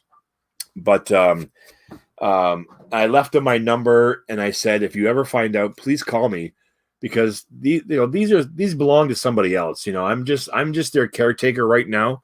I don't plan on spending them or cashing them in. I'm just their caretaker, especially when it's on someone's property. If it's like, I find a ton of spendable cash at the Parks and Beach. I mean, how are you gonna find the owner of a toonie, right? But stuff like this, it's more, I'll take the effort to try and find someone that lived on that property. I went to the in Newmarket, where I live. We can go to the town office and just plug in the address, and it pops up who the owner is. Other towns, you got to fill out forms and all this stuff, or they won't even tell you who lives where. Where'd you find the peace dollar? I found it on the way. Oh, hey, you're back. The new Miss Maniac's back. Welcome back. I found it. It was at an abandoned house. It was by this old. See, when I watch all these movies of the old days or whatever, or documentaries and stuff like that about people back to like the 1800s when the banks would. Let me come off this camera here. Yeah, Brooklyn wanted you to switch back. He misses us. Oh, sorry, buddy. Okay, hold on a second. He just typed it. Okay. Well, I was going to show more coins, but I'm telling the story. Yeah, that's what I was waiting too, quietly. I knew you were. Just one more coin, Brooklyn. Just wait. Oh, here we are. All right. So, plus I can have a smoke and nobody sees me smoking. Exactly. Okay, so let me get screen out of the way, and let me do this. Boom, and there we go. All right, you're back. So, where I found the coin, it was an abandoned house. And I did my hardest to find the owner. I did leave a note by the door. I said, if you are the owner of this property, please contact me. But I haven't heard anything. It's yours. Email. Finders keepers. Finders keepers. But that's totally. But especially with the like when I find like the jewelry and stuff like that, I won't post a picture of the ring. I'll post something like, I was at the beach, whatever beach it was, on this day, one blah blah blah. Did you lose a ring? And if someone got, and I've returned before, and everyone I've asked them if I could film them giving it back. I'm like, no, I don't want. Oh, too bad. My wife or I know it's whatever. It's their own privacy. Those are videos that get the love on YouTube. Those always get love. The return videos are huge. I always see that. Yeah, I know. Too bad. Yeah, but you know what? The one guy's like, right no, too, because you can't put a picture. Everyone will be like, "That's mine. That's mine." Like, you got to get them to describe it. Oh my God, you lost that ring. You said it was in. Film them giving it back. Like, yeah. That's what I do. My wife or my. I know. Whatever. It's their own privacy. Get the love on YouTube. Those always get love. The return videos are huge. I always see that. Yeah. Too bad. Yeah, but you know what? You can't put a picture. Everyone will be like, "That's mine. That's mine." Like, you got to get them to just. There we go. I had to mute you for a second, buddy, because I'm getting the feedback. Hold on, let me see if it's fixed now. YouTube. Those always get love. The return videos are huge. I always see that. Yeah. Too bad. Oh, he must be on delay. He must be not. He must be live. That's why. I think he didn't click the live button. I'll notice if he starts talking. If no name or anything, in the ring, finders keepers. Yeah, I know, but if I lost a ring, especially a wedding ring, I'd be devastated if I lost it, right? Because that's click the live button. You can call the local treasure hunters to come find it for you. That's the best thing. No one does. Yeah. In the ring, finders keepers. Yeah, I know, but if I lost a wedding ring, I'd be devastated. If because that's click the live button. Where did you get that hat? We can find it for you. That's the best thing. No one does. Yeah. In the ring, finders keepers. Yeah, I know, but if I lost a ring, wedding ring. Click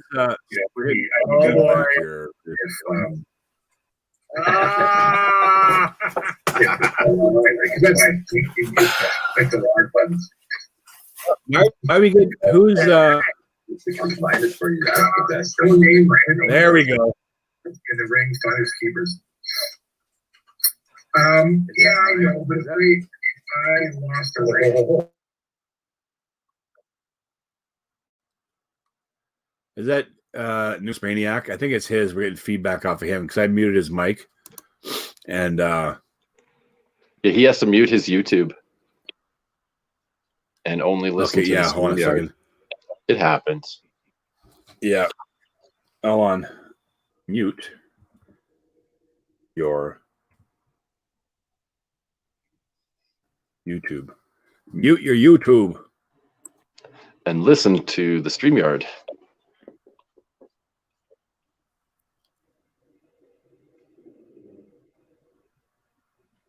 The ring returns.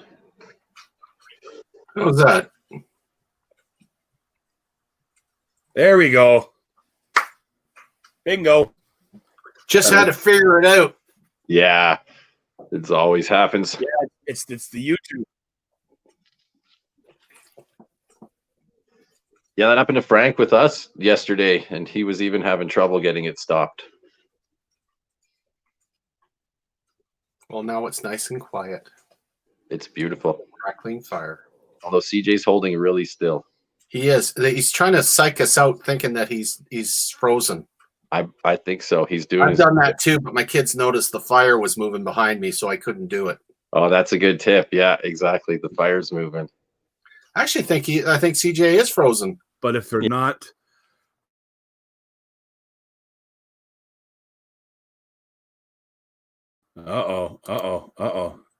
technical difficulties there, guys. Sorry about that. We're back. Add you guys back to the stream there.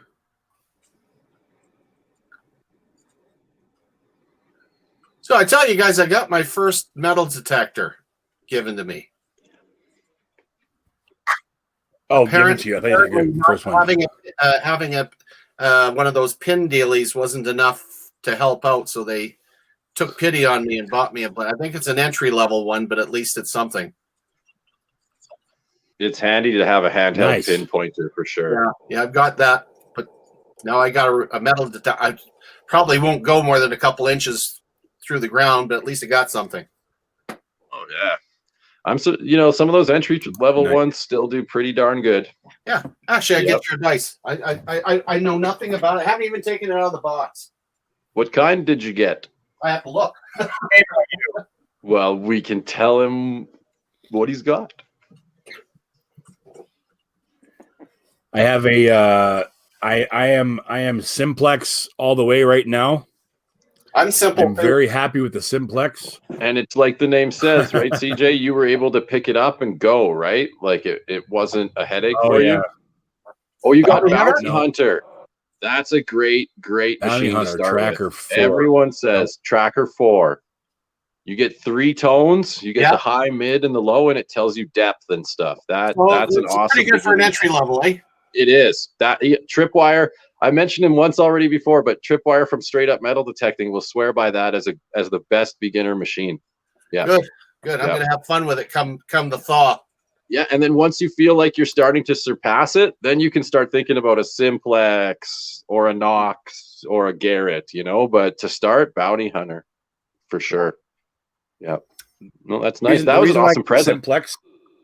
That's an awesome present. Yeah, it is. I'm not like CJ. CJ's into doing the metal detecting and the history, but I'm a numismatist. So this is a whole new ball game for me, where I'm actually finding stuff in the raw and in the dirt, right? So it's cool. Yeah, you're a coin shooter now. I'm coin shooter. Yeah, you want to go past those low tones, and you're looking for the high tones. I know. Yeah, gold, exactly. Gold. I want gold. Well, gold is a lower tone. The is silver and the copper coins are the high tone. Your gold's going to be in your mid tone range and to lower. So yeah, on that machine. So you'll be digging mids and low and high tones for sure. Oh, cool. You'll see once you start swinging it. All your trash is going to come as the grunt, the low tone on that machine. And then you'll hear the middle and the high tone is when you know you're finding your coins. Yeah. Oh yeah. You're going to have fun. First time I went out swinging. Wow. Yeah. It's amazing. And CJ is a stand hunter too, right? CJ, is that what you told us? Your story there? Yeah, I like the beaches. I do beaches, parks. I did a bit of, and that was the whole reason why I got the Simplex is because I can go underwater up to 10 feet. That's right. So last summer I picked up a snorkel mask. I don't have it here, but it's a full face mask, and it's got the snorkel that comes at the top. Yeah. And I didn't get the chance to use it last. Why? I don't. If I was going water detecting, it would be like knee deep, and I would still want a metal detector because if I dropped it in the water, it would be fine. I want it to be waterproof, right? But I'm not going nipples deep in the water to find treasure. I'm not that crazy, and definitely not going to be snorkeling down to the bottom. And I can see you in the North Saskatchewan now. I'll end up way down past Fort Saskatchewan or whatever. Maybe that's the wrong direction, but you know what I mean. I'll come up from that river. I won't know where I am. I'll be lost forever. Yeah. No, but the idea behind what you're saying, CJ, is awesome. If you go water detecting, I want to watch. I'm going to watch. I find that to be like, it's crazy what people do in the water.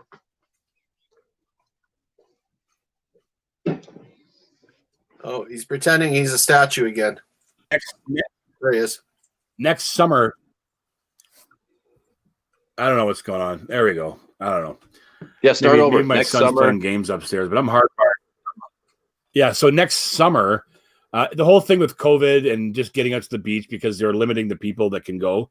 So I just felt because I wasn't there actually doing the swimming. So I'm like, but so when you go swimming in the water, you lose, if you're in there for a certain amount of time, you lose like a ring size because your fingers shrink. Guaranteed. So the way I see it is you have to go at least chest deep, because when you're walking or swimming, the ring's gonna come off.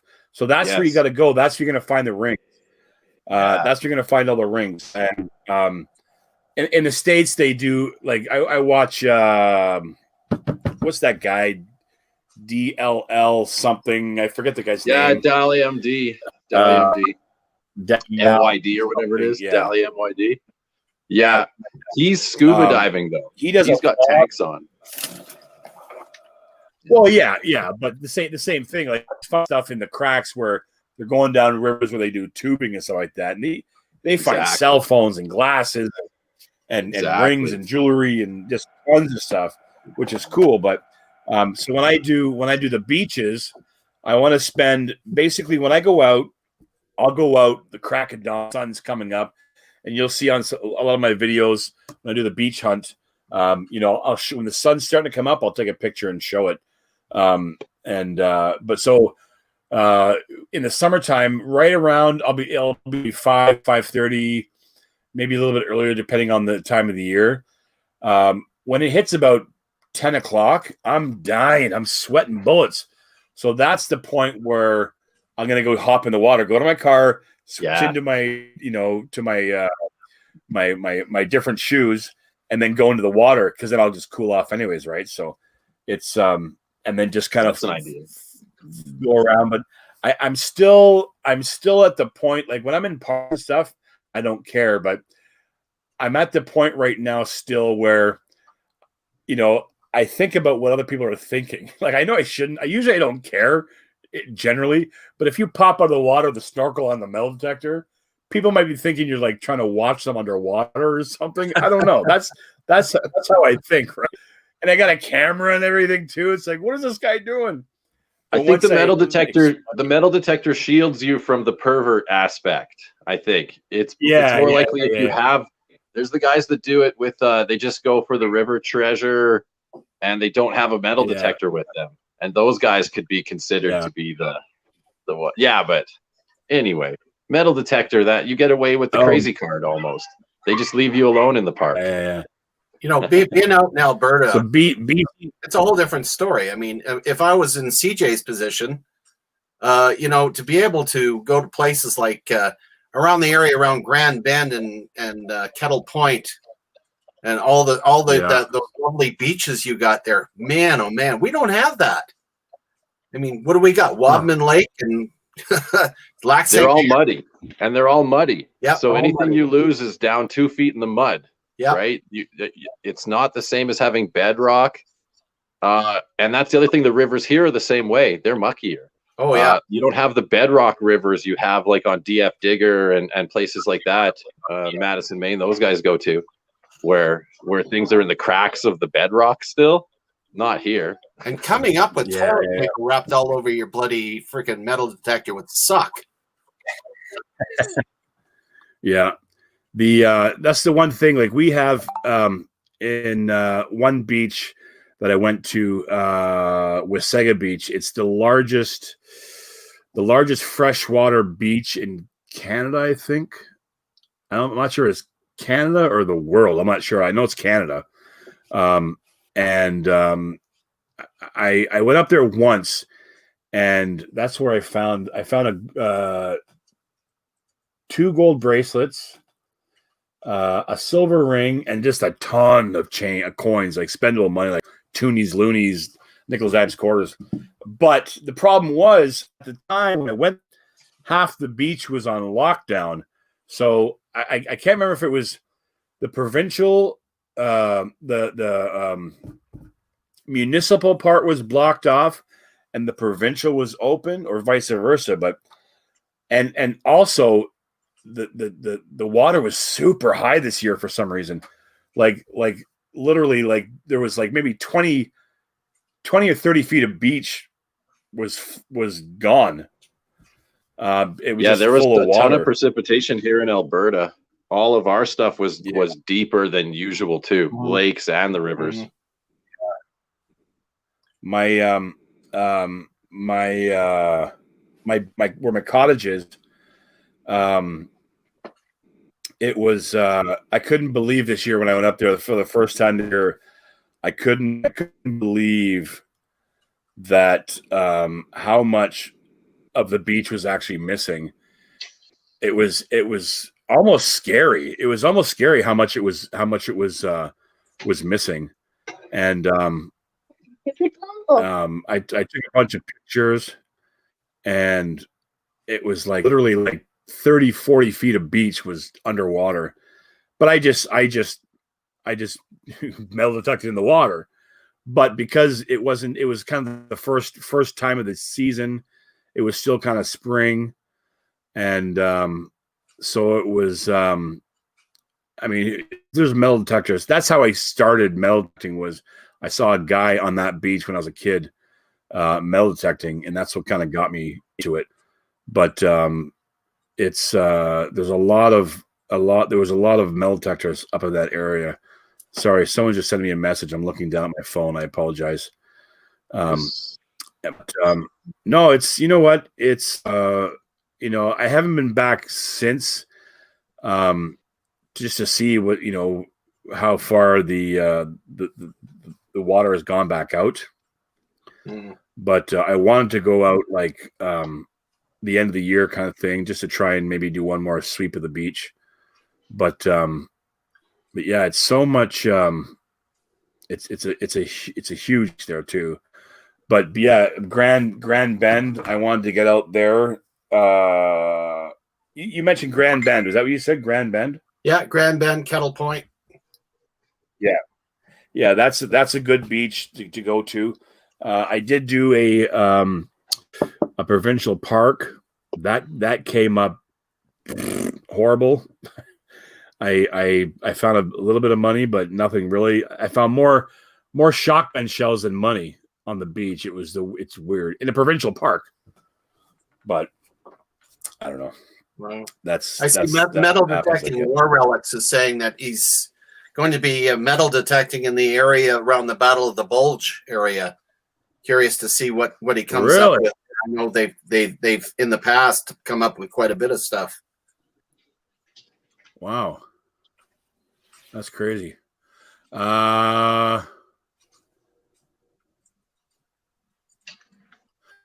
you're right.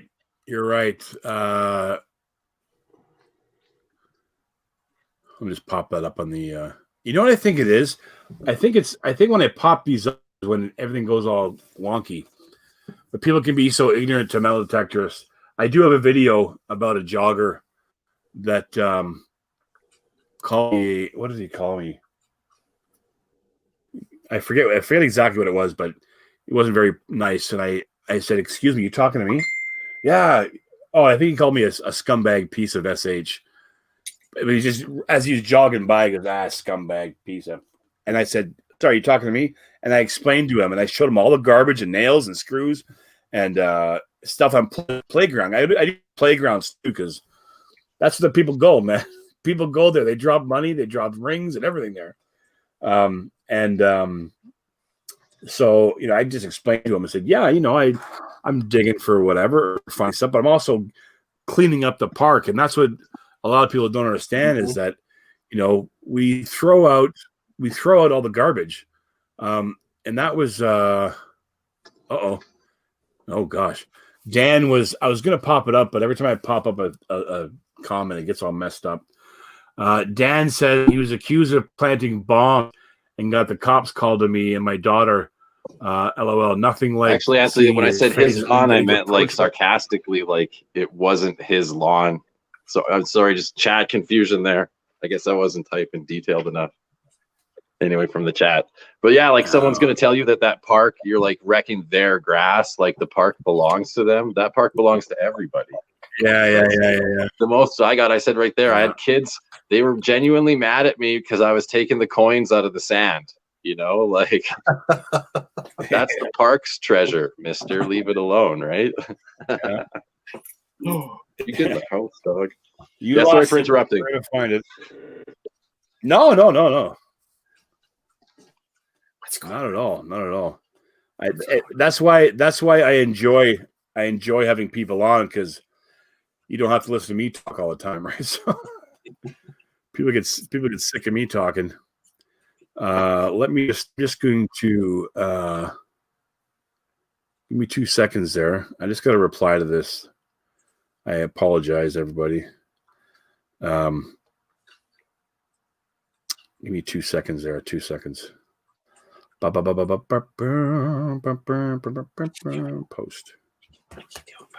this out. My dog's a lot bigger.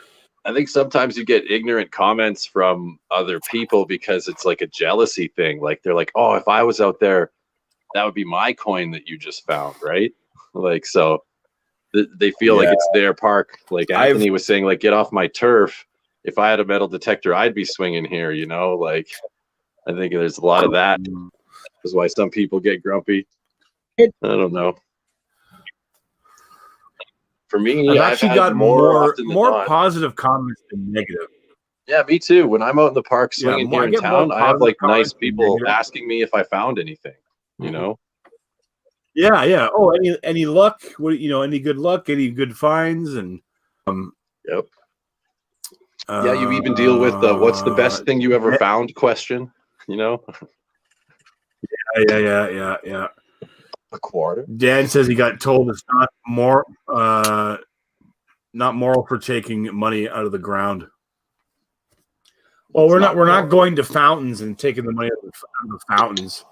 I thought I'd take my kid magnet fishing at the public fountains. You know, wouldn't that be? We'll make a YouTube video with my 7-year-old dipping a magnet at West Edmonton Mall. You know, like I've watched elderly women crawl into those fountains when they were still there and crazy grab the money out of those fountains at West. They probably spotted a silver quarter in there, you know, or something is what it was. They were like, "Oh, look at that! There's a 62 quarter in there." Oh, who knows? But yeah, that's immoral metal detecting or coin hunting. Yeah, if you're going, especially I find in graveyards, people put coins on top of the headstones and then over time they get knocked off. And so you could go metal detecting in a cemetery and find a ton of coins.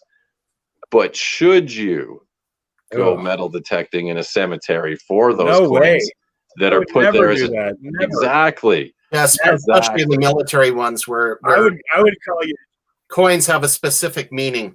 Exactly. Yeah. Exactly. Yeah. That's what I'm talking about here. But if you're some shady asshole who doesn't care and you're going to go night hawking for coins in a cemetery, right? You're giving the whole profession a bad name doing that kind of stuff, right? So yeah. That's dirty. And then that's why, like Dan's saying there, that's why he gets a comment about it being immoral to take these coins from the ground, because other people have this bad notion that we're stealing or something, you know, like anyway. Yeah. Let's all try be positive and smile while we're out there, and then maybe people will start seeing it in a different light. A lot of people don't even know you can watch metal detecting on YouTube. When I talk to complete strangers, oh, you mean there's metal detecting on YouTube? I'd watch that. You know, one of my favorite shows, Hoover Boys. I love watching that show. Mm-hmm. Yeah, that was one of the channels I started watching before I got back into it, because I've been metal detecting for years and years and years, but I never did the YouTube thing. I often thought to myself, who wants to watch me do this? Like, to me, like when I watch some of the videos that are out there that get like millions of views, I'm like, what are people thinking when they're watching this? And why is there many views on this? So I'm thinking metal detecting, who wants to watch this? But I knew it was kind of a big, big hobby, but like I didn't realize how big it is on YouTube. So then people started asking me, like I would post pictures on like Facebook, on Facebook groups like that. And then people would ask, do you have a YouTube channel? I'm like, no, why? Oh, you should do videos. You should have a channel. So that's when I started. I just started like in July, I guess it was, doing the videos and that. But all right, change it up. It's coin time again, folks. Here we go. Wait, coin time. I gotta get the coin time term. Terms? No. Yeah. Okay, on. Ladies and gentlemen, it's coin time. Coin time. Sorry. Good one. Ladies and gentlemen. I'll explain what I'm hitting here. So this thing that I got here, my godfather, I just called him my uncle Pete. He was a DJ back in the 40s, 50s, and 60s. And I actually found a picture because he left everything to me when he passed away. And I found a picture of this on his desk. I actually do have his mic stand. Unfortunately, there's no mic. And I have amongst other things, but a bow tie of his. I still have that in my end table in my room. But this thing here, it reminds me of like, you guys ever seen Fast Times at Ridgemont?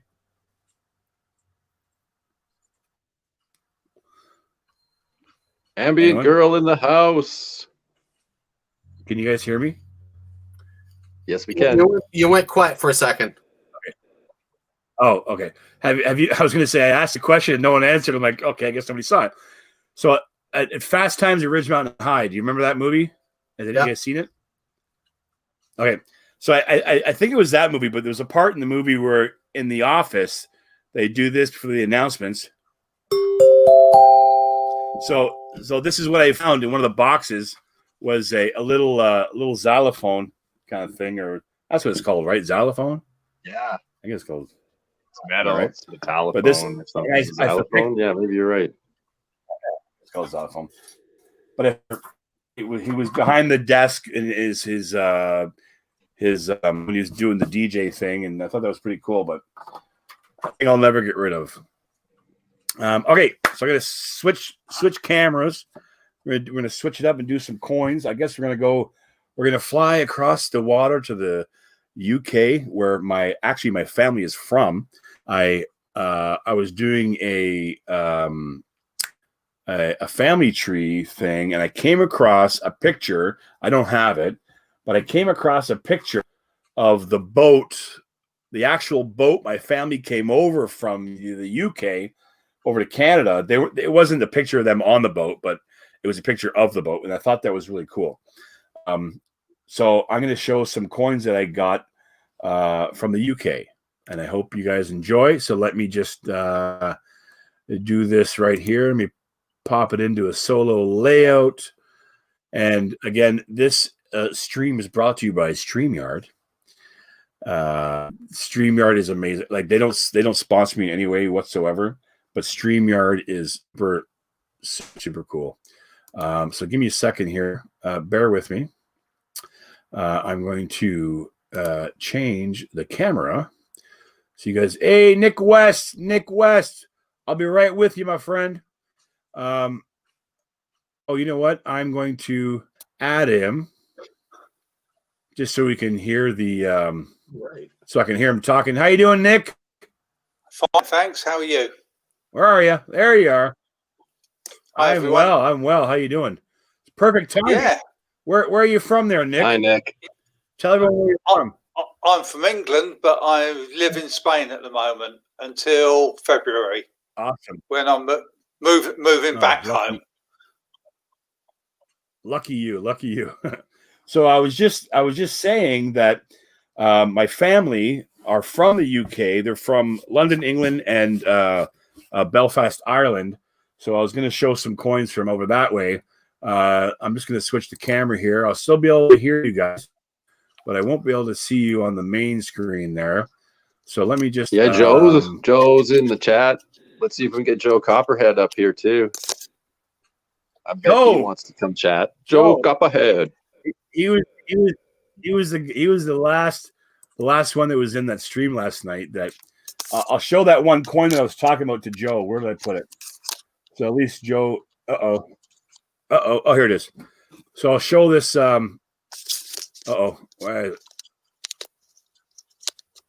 we go. So this first one's for Joe. So Joe, this is the coin that was last night, the steel cent, the 1943 steel cent.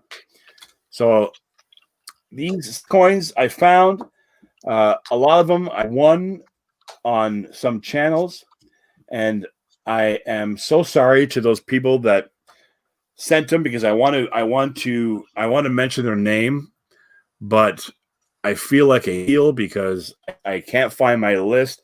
I have a list of everyone that sent me stuff so I can shout them out whenever I show the coins, but I moved from upstairs to downstairs and I misplaced that list, so I apologize. I apologize. I feel like a JA. So this one here, oh shoot, you can't really see it because of the glare. Hold on. Let me get some more light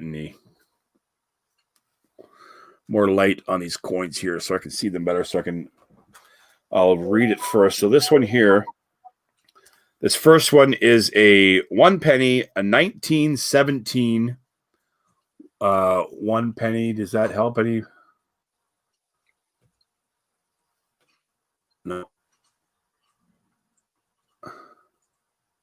It's kind of hard to glare there, and the patina on it is. Let me get the other one that's not as dark. This one's the same one. This one here is from, even older, 1914. The 1 penny. And I won these in a giveaway. And I think one of them was from the History Hunters, Rachel and, I forget his name. I'm so sorry. I feel like an idiot, but Jamie. I apologize. Jamie, that's it. This one here is a 1946 sixpence, and I thought it was so cool because I always hear them say, "Oh, a sixpence, 3 pence." I never had them, and I actually started winning these. Oh wait, let me see if I can. Can you guys see that? Okay, is it? Yeah, that's a nice one. That's a nice one. Mm-hmm. Okay, is it clear? Can you see it? Yeah. Good detail on that one. Okay, good. So I was getting. I won these on their channel. That's a 1946. So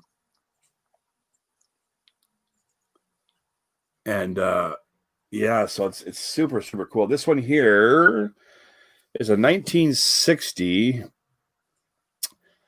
one shilling. Let me see if I can move the light. Oh, there we go. That's a bit better. A 1 shilling. I love these coins only because we don't get them here in Canada, but it's where my family's from, right? So I love the history part of it. I wouldn't care if this was a gold coin or whatever, but like I was mentioning earlier, for me it's all about the history. Unless there was a coin that was $1 million, I'm not gonna sell a penny that's worth $5. To me, that's ridiculous. This next one here is I can't. Oh, it's upside down. That's why. This is, oh gosh, I can't. I see pence on it. 1959. Oh, 3 pence. There we go. 1959. I love those. It's a threepence. I know. It's such a what? A threepence? A threepence. I was talking about one of my last streams. I was talking about where people were from, And I said something Shire, and like, we don't call it Shire. It's not pronounced Shire. No, sheer. But sheer, yeah. Hampshire. Yeah. So this one here, this is another 3 pence, 1944. It's got looks like King George VI, I believe. Yeah. It's hard because the packaging, it's the glare on it, but there we go. I'm using my phone to kind of see it a bit better. And then what else here? This one is 1961 67. Sorry, 67 halfpenny. Got the cool ship on it. I don't know. Maybe you could, you know what the name is? There a name of ship, or is it just a generic ship, or what's just of that just boat that's on this penny? It's just a generic ship, I think. Okay, because I know on the Canadian dimes we have the blue nose on our dimes here in Canada, and there's the other side there, Queen Elizabeth on that. We've just heard from your COVID science warning that a lockdown needs to start as early as possible. Because the sooner the better. Oops, sorry. I hit my phone and the Rob Ford meeting or thing just came on. Just that one. So here's another one here too. A halfpenny with the 1957. Same thing. Kind of I really like Mary Rose. I don't know. We'll have to somebody in the chat if you know. Oh wait, I see something here. I just can bear with me here.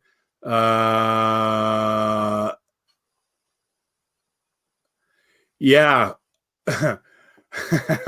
Jason sent me a Roman coin, and I had the when I was moving.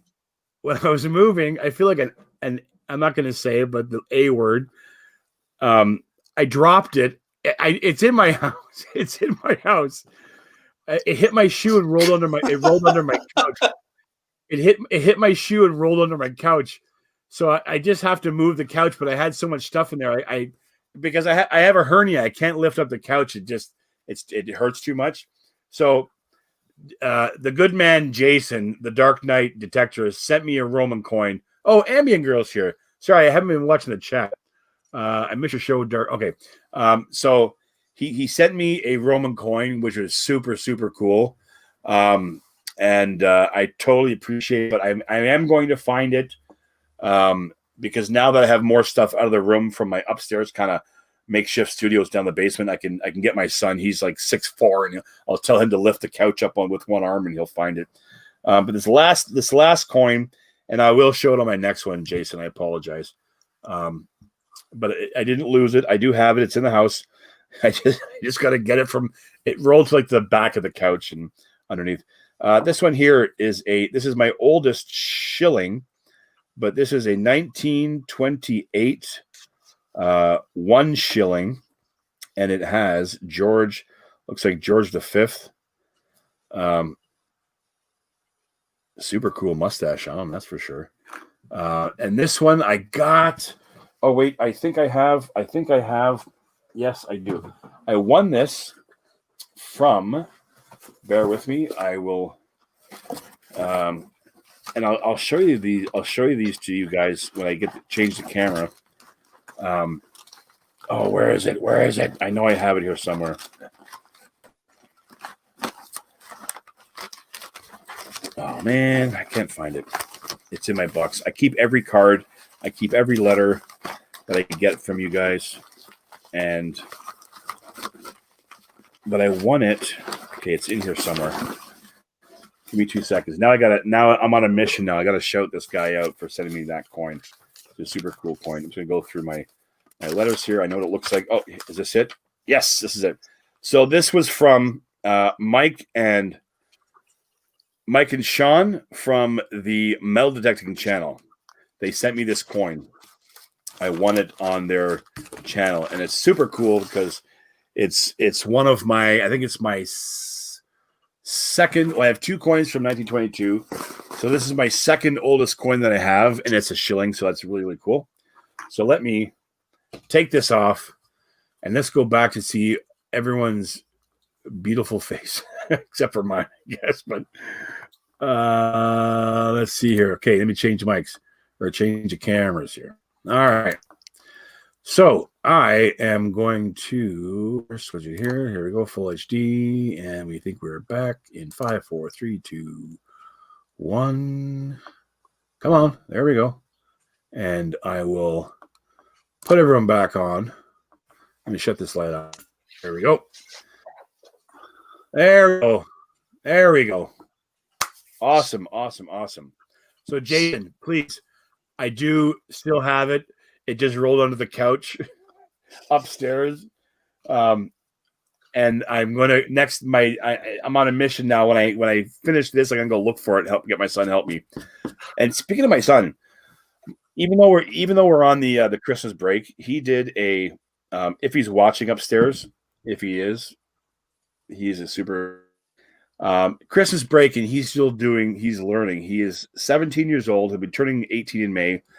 And he has the highest level of where he can get so far he's a lifeguard, and he has all his bronze cross, this, that, or all that stuff. And he just today passed a course to the next level. He can be like, I think it's called a deck supervisor.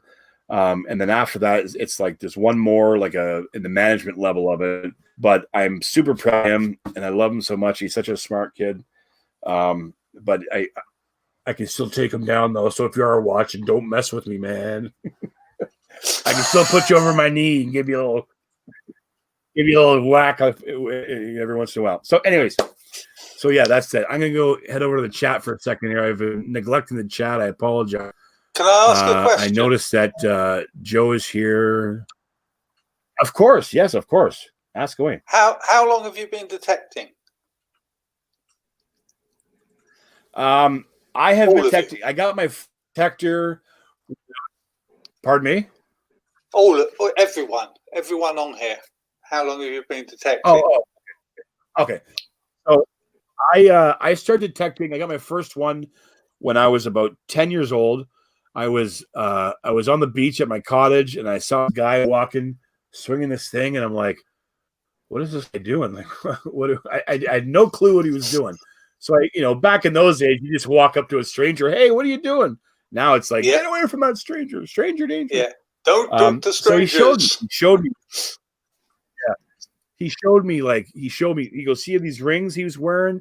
He found bracelets, and I thought that was the coolest thing ever. Like treasure hunter. Oh, he was a treasure hunter. So for 2 years, about a year. It was in the summer. No, sorry, it was about 6 months. We went up for my birthday. So up until Christmas, I was begging my mother, get metal detector. So Ray had this brutal thing. It took like 12 or so AA batteries, and it had volume and sensitivity. That was it, and the on and off switch. But it beeped on everything. No matter where the sensitivity was, it beeped on everything. So, but I found change, and I found, I thought it was cool, and I found someone's keys. But that was back, I guess I was about 10, so that'd be like 1982 or whatever, somewhere around there. And so I had that file, and then, getting older, and then, I kind of kept with it. I used that for forever until it just broke, and then I stopped. And then at that time I was just involved with work and that kind of stuff. And then started dating my beautiful wife upstairs. If you can hear me, I love you.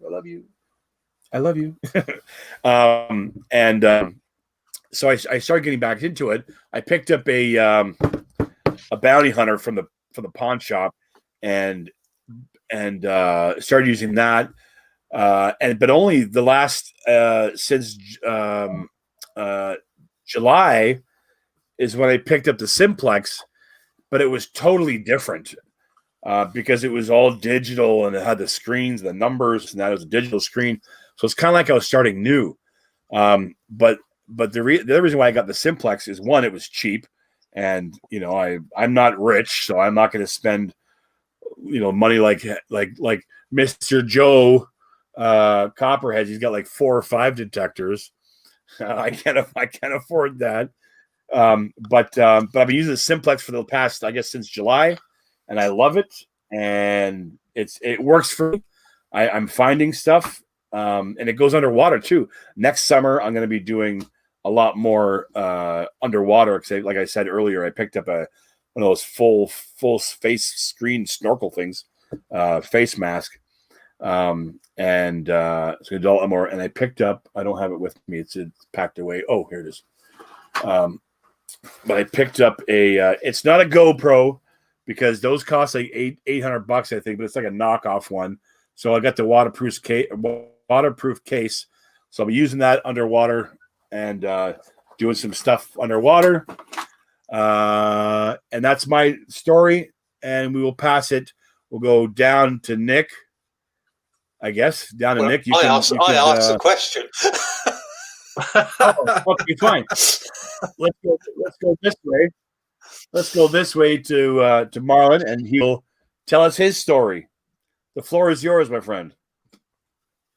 Yeah, I started about 1.5 years ago with just like a junky detector I got online right from China. And I was motivated by watching beach detecting channels on YouTube, but we got no beach here in Morinville at all. So we hit the tot lots for the playground sand. And I quickly found out that the detector I got was junk. If you shook it around, it would ring a high tone. So I learned from Aqua Sugar really quickly that if your detector rings off when you shake it, it's garbage. My dogs are barking. Okay, 1 second. All right. Next. Okay. Next. Anyway, so so I got rid of it, and you couldn't even brush sand with it, actually, because if you brush the sand, it would ring a high tone. So it's like silver was everywhere. Anyway, then I got a better detector for the next year, for this spring, and I immediately found a Wheatie 100 yards from my back gate in the park behind my house. Like, it was ridiculous. And that Wheatie was made of like pure heroin, I think, because then boom, I was instantly addicted to metal detecting at that point. And it all makes a difference if your machine works or not, right? So yeah, it does. I've just got the Simplex 100%. Because I want to do some detecting in the River Rhine, Germany. Yes. Yep. So I thought Simplex was so cheap, and being waterproof, it's ideal. And you can dunk it, and that's the most important thing. That's the thing. You could pay a couple $100 extra for Apex, and I mean, you could let the rain spit on your Apex, but you can't dunk it. So from Garrett, right? So, no good. And you're saving money buying the Simplex. So so, no contest. No, absolutely. If you're getting wet, some people don't get wet though, and then it doesn't matter to them, right? I've had so many detectors. I've been detecting 52 years. You were saying in the chat, I seen that, yeah. And I've had so many different detectors. You know, I've gone through all the different makes, and I keep returning to a British one, C-Scope. Keep returning to the C-Scope. Love them, absolutely first-class machine. Cool. But haven't seen one. I don't find much money. I don't tend to find a lot of money. Maybe it's because of places I hunt. I'm not looking for money. I'm looking for ammunition. So, it's interesting It's interesting watching people with coins, because you're always learning something. Yeah, you're looking for more like the relics and the history when you're hunting, right? Yeah, definitely. Exactly. Definitely. No, and I'm kind of after both. I'll take whatever goes under the coil, and I also take all the garbage out of the park or the playground. Yeah. And the glass, anything that ends up in my scoop comes home. Do any of you carry anything with you in case people say, what have you found? Or do you show them the finds? Just what's in my digging bag. I carry a Roman coin with me.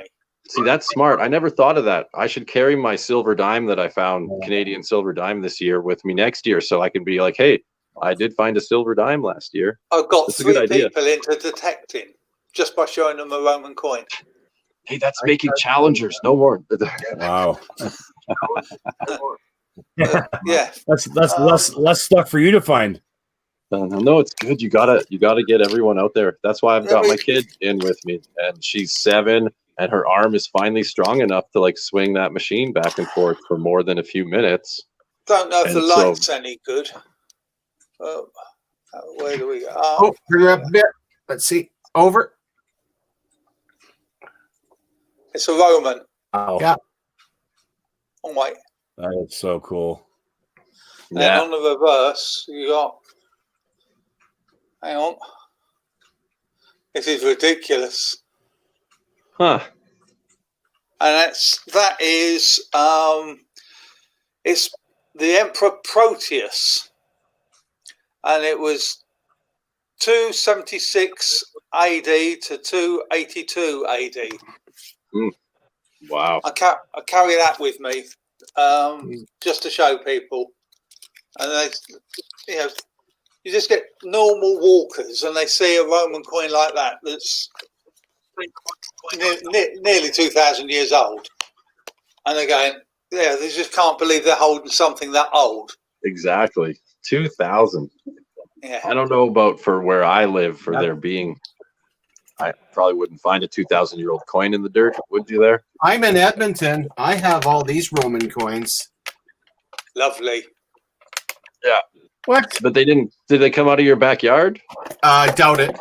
Exactly. The dog poop over. Yeah, exactly. But yeah, that classical numismatics, they're a whole different breed. Mm-hmm. They like holding them. It's Yes. not like some of ours. We got to put them in 2x2s. No fingerprints or anything. No, you want to feel them. You want to touch that 2,000-year-old I have to coin. I have to apologize for 1 second.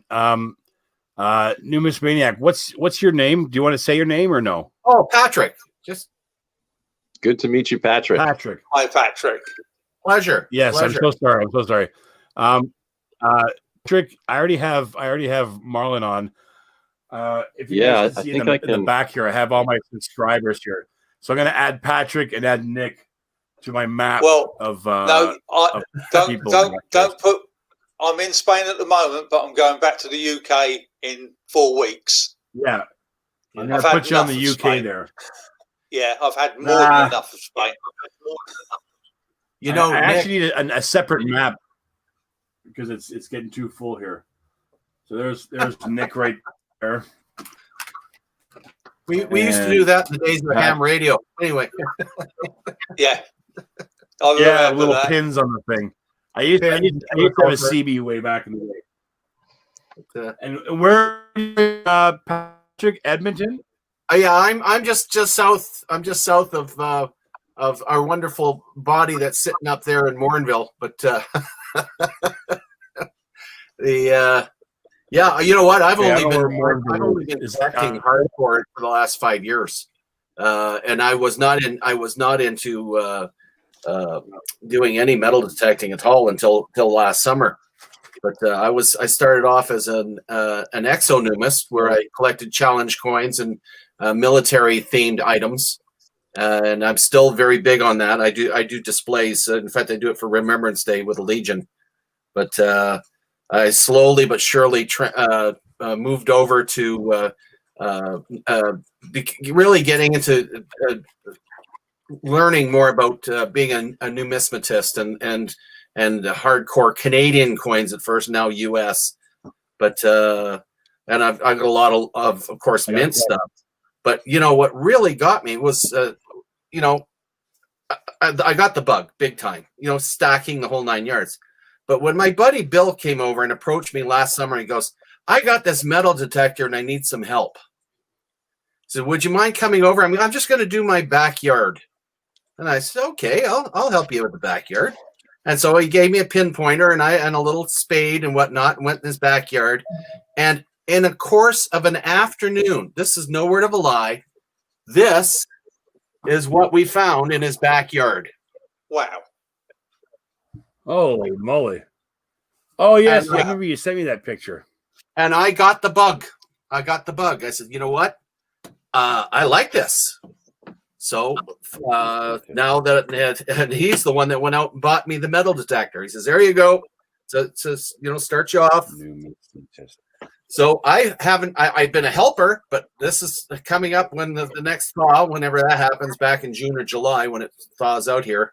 I'm going to be out there, and I'm going to be with Bill, and we're going to go metal detecting. Right. I can't wait. Absolutely brilliant. Patrick, I have a question for you, Patrick. Yeah. I know that I had to Google it. Unfortunately, I had to Google it. I'm not up on the. When you said numismatist, I'm like, what is a numismatist? And you start talking about coins. So I realized it probably had to do with coins. So yeah, coin collector. I'm sure there's other people out there.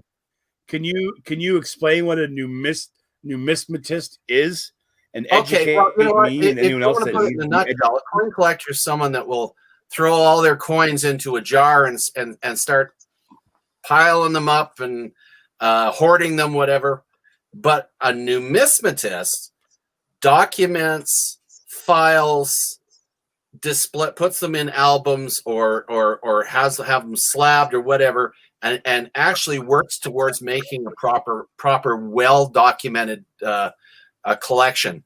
And in many cases, myself included, I actually end up joining a coin club. Well, I belong to the Edmonton Numismatic Society, so that I'm surrounded by people who have the kind of experience that Nick has with metal detecting. I'm surrounded by people who are classical numismatists that have the ancient coins and have the British and have the US, and they actually teach you, and they even go to the point where they will. And here's an important thing: a lot of collectors don't understand. There's a difference between an assessment of a coin and a grading of a coin.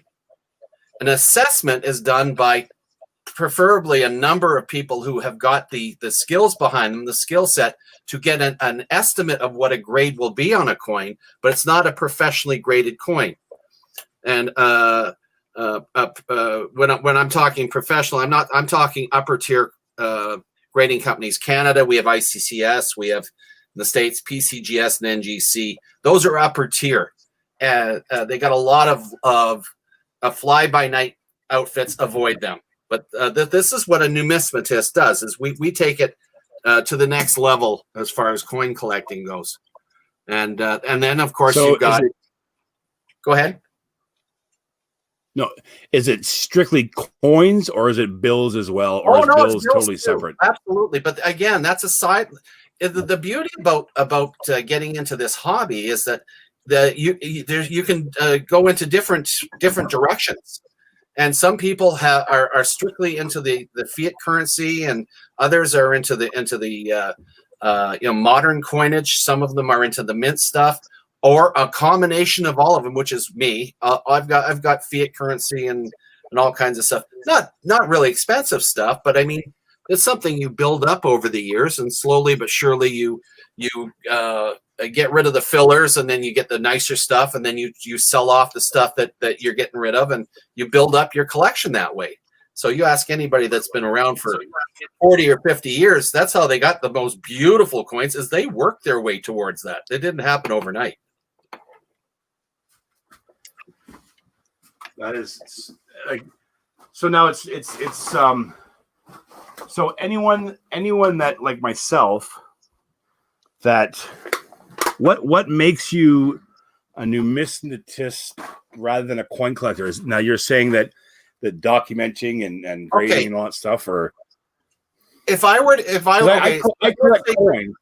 Let's say for your Canadian stuff, if I were to send you, and I've got them, I got blank Excel sheets I've built up. Canada is a lot easier to track than the States, much more complicated. I send you an Excel sheet. It's got all the coins that Canada has for right back to 1858, and you take your collection. You get an assessment done. If you're doing albums, you get an assessment done with the approximate grade. then you put them into your albums, either in 2x2s or into, I think Lighthouse has got a really nice selection of albums, and you know exactly what you have. You know the approximate grade, the approximate value, and if someone wants to look at it, you can flip it open and you can find it right away. Whereas a coin collector that for the sake of coin collecting is throwing in the same. Right. Because I really don't care about the value of coins. I mean, unless a coin that's worth a ton of money, then I might sell it. But I enjoy the history, and taking a coin like this. I have a nickel here from 1922, and I think to myself, how many fingers did this go past? Like this, exactly. If it could tell a story of what it's purchased and stuff like that. Like, I love that part of it. I love the history part of it. And that's the reason why, if I find old coins that I like about the coins, like after this live stream, I'm looking up clubs, just to get more information to educate me, and hopefully if they accept me, or I don't know how it works, but there's a bunch of them down towards you. Yeah. I love the history about it, and that's the number one thing, though. That's the number one thing about collecting coins. It's not the value. I mean, it's nice to get the gem, but it's the history, the love of it. I mean, wow, the hands they've been passed through. It just boggles the imagination. Yeah, and that's what I like about it too. The whole story behind it. That's like I said, I love about it. I'll never my son will get these coins. Hopefully he doesn't cash them in. I mean, he can do whatever he wants with them, but hopefully, he'll watch every time, Remembrance Day and all that stuff. When that comes around, it's personal to me because, I'm sure a lot of you people watching, or people that are in the stream with me now, we've had relatives that have been in World War I, World War II, Vietnam stuff. And I try to explain to my son how it was back then, when you're 15 years old and your dad father was in the war, and they're lying about their age. I said this yesterday, lying about their age to get in, because that's just the way it was back then. And how horrible it was for some people, what they went through. I remember when my grandfather, he asked me to go into the trunk to look for something, and I came across his medals, and I pulled them out. I'm like, oh my God, what are these? And I asked him, he goes, and he didn't get mad, but he kind of lost back. Don't ever touch those. And I'm like, oh my God, tell me stories. He's like, that was in the past. It stays in the past. So he obviously had a rough time, I'm guessing. But some people, they talk about it, and I personally appreciate it. And every time I see the people with the poppies, I always throw a few bucks in, and whatever change I have, at least, because that goes towards good causes and that. I wanted to at one point even join the Legion, because and just to understand more about it, what they went through, and stuff like that. Because my uncle, I'm still kind of waiting on it, but when my father passed away, he had all my grandfather's stuff, like his book where he shows where he's what jobs he was doing, and that kind of stuff. So he's going to send it to me, my uncle, after my father passed away, but just COVID, we just haven't got around to it. But he kind of fibbed to me, because I asked him, I go, oh, what did you do in the war? And he goes, oh, I was a cook, thinking that I would be like, oh, just a cook, okay, whatever. But he said that, and that's what got me into cooking when I was a kid, and my career now. So I'm glad he kind of lied to me. But I found out after he passed away, I found a book of pictures, and he used to drive tanks and stuff like that. So it was like, I understand that he went through a rough time, I guess, but I really wish he would have like told me what it was all about and just to educate me more on that. But anyways, I'm kind of going off on a rant here. But the history, I love that. My point was the history. You saying about driving tanks? Sorry, was that? You saying about driving tanks? Yeah. I had a relative that was in the first ever tank battle in the First World War. Wow, that's amazing. He was a gunner, and he was in one of the very first tanks to actually see action ever. Wow, that's amazing. He survived. He survived World War I, and in World War II, he was a member of the Home Guard. So he went through both wars. Wow. And he died when I was about 8. So he lived to a ripe old age. And I've got all of his medals and everything. Yeah. If you want to see a movie that will really open your eyes, watch Peter Jackson's They Shall Not Grow Old. Brilliant film. Brilliant. Probably one of the best ones I've ever seen. Yeah. Excellent. It took them years to colorize that film. Yeah. Brilliant Sorry, film. Hold on a second, Peter. They will never grow old. They shall not grow old. They shall not grow old. Okay, so now that I have you on camera, right? do you Oh, really? Okay. Yeah. Oh, yeah, check it out for sure. DF Digger's in the house. How you doing, buddy? Chuck from Colombia. DF Digger. Lafayette joined us. How you doing? Thanks for popping in. We're just talking all about.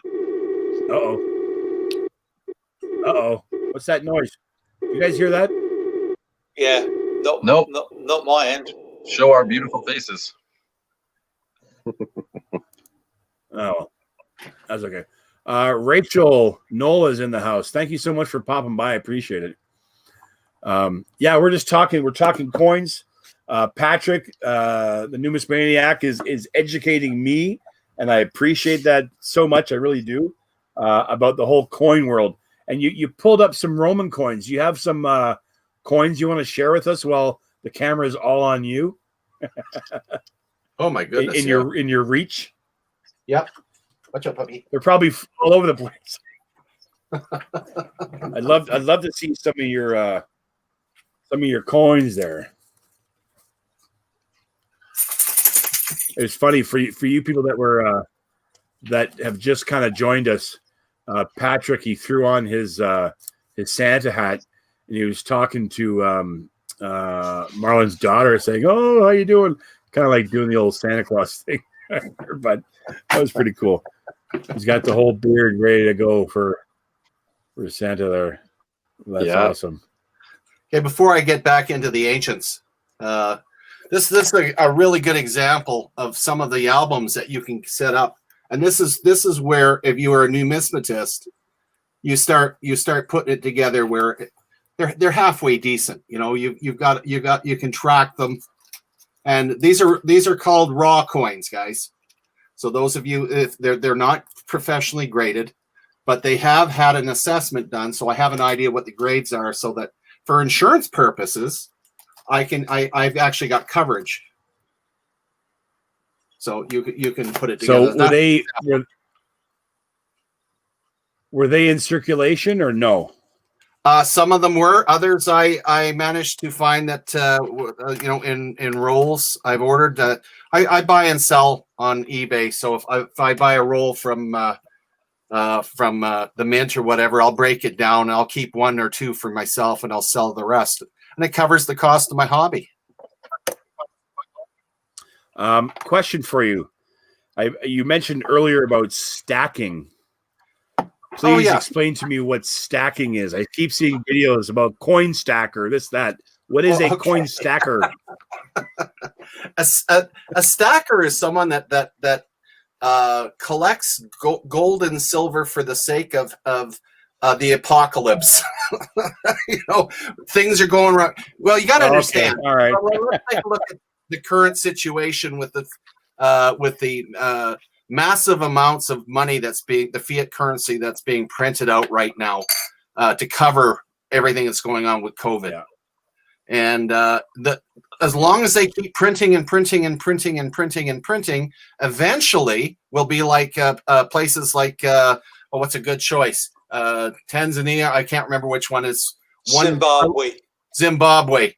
You know, they're printing out $1 billion, $1 trillion bills for Pete's sake. Bills. Yeah. The beauty of stacking is that you're putting silver and gold away for a rainy day in case something happens. Okay. And the beauty about precious metals is that it holds its value. And that's why people stack. So you'll have people that have literally thousands and thousands and even millions of dollars tucked away in vaults and whatnot for that inevitable rainy day where they may need it.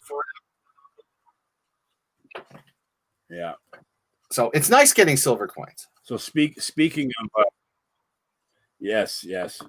Now I'm going to just pop the camera back on. I just want to show you something that's kind of similar to what you just showed, and then we'll go back to you with your other coins there. Yeah. Let me pop it on solo. We got 7 people in the house. Thank you so much, Digger. How you doing? Dan's doing. And so this here, this was, let me get my light because I can't see. It's a little bit dark in here.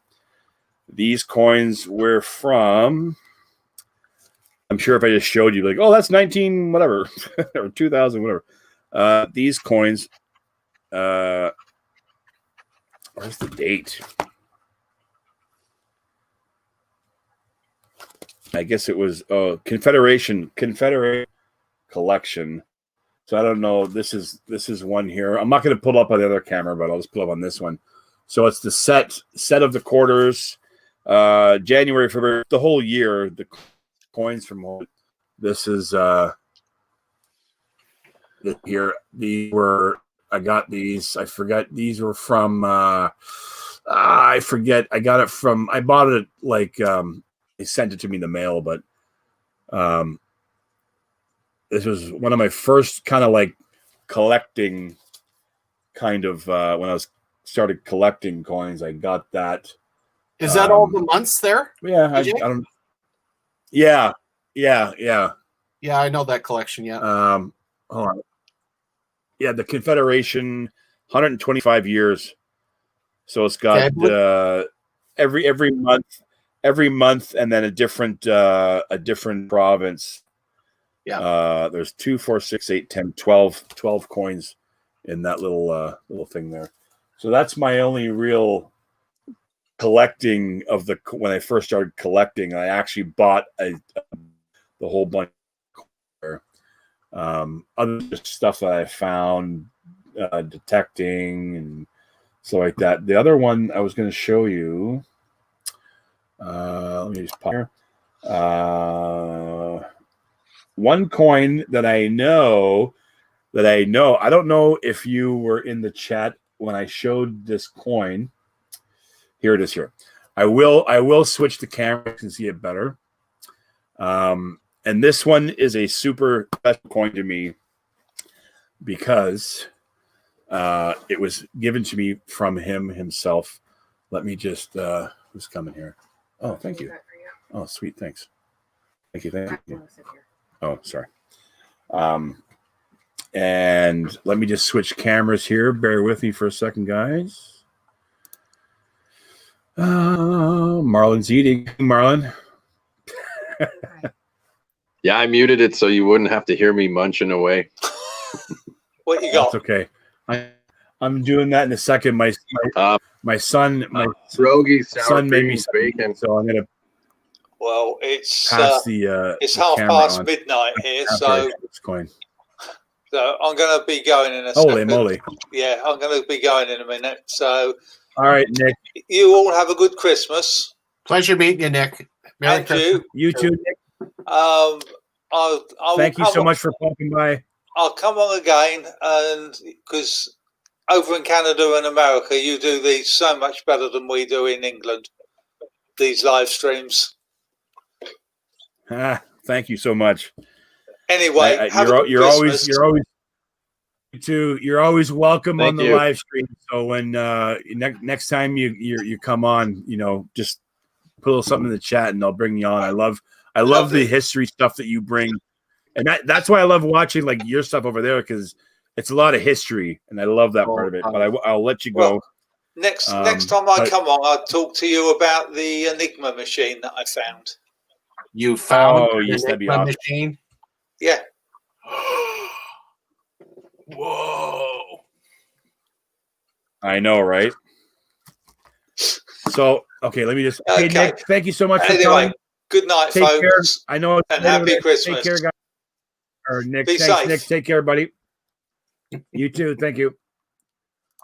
Okay, so this coin here, I already showed. I think Marlon was on when he saw it, but this one here, I got from him himself back in 1984.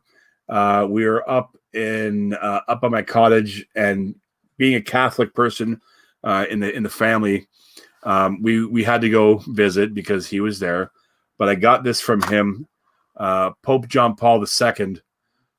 He gave this to me, and it's a commemorative coin from back in September 15th, 1984. Up in Midland. That's where it was. It was a church in Midland, and he was there. He visited, a commemorative dollar. So this one here is a coin that I cherish, and that I'll never get rid of. But that's it. So let me I'll put it back to you, and then you can show us your coins again. I'm going to mute my mic because my lovely wife brought me something to eat, and my son cooked it. I appreciate it. So you can show your coins. I'll wolf this down really quick, and you could educate us all on your coins there. I greatly appreciate it. So the floor is yours, my friend. Oh, not don't mind at all. I will point out that I have put some of my ancients into 2x2 flips, to the consternation of the person that taught me how to do it, because you don't do that. You mark it down. But you know what? I'm so used to modern coins, I ended up doing it anyway. And but I've got quite a few of them that's still sitting out in the raw there, which is pretty good. But I mean, when you hold these coins that are, that look like this, and unfortunately you can't really see very well through the flip, you take a look. I mean, that's AD 330 to 335 during the reign of Constantine I in the city of Alexandria. That's where it was minted. And you actually, wow. It's when you take a look at this, first off, learning how to identify these is not easy. They actually have websites devoted to classical numismatics that you actually look up this stuff, and it takes you hours because, first off, you're dealing with Latin or Greek. You're dealing with coins that have been handled for so long they're virtually like these ones here. I haven't identified them yet, but you take a look at them. Some of them are quite large, and you can barely, get that in there, barely make out. You can see it pretty good there. Make out the obverse on there, and we'll get that. Oh, where are you here? You can see, and that's some sort of Roman, and that's upside down, some sort of Roman goddess that I have to identify yet. And how do you obtain these things? Is typically you end up buying them online, or you do trades like I did. I had a wristwatch. I had a wristwatch that I bought through Bradford Exchange, and it was the .36 penny watch, but I never wore the stupid thing. And the guy came up and says, "Well, I'll take trades." And I said, "Well, I'll trade this watch for you and he offered me 22 ancient coins for the watch." Oh my God. Deal. Oh my God. So it's pretty hard to see that one there. But you can tell it's trying to identify these things, and believe it or not, under a microscope, not easy.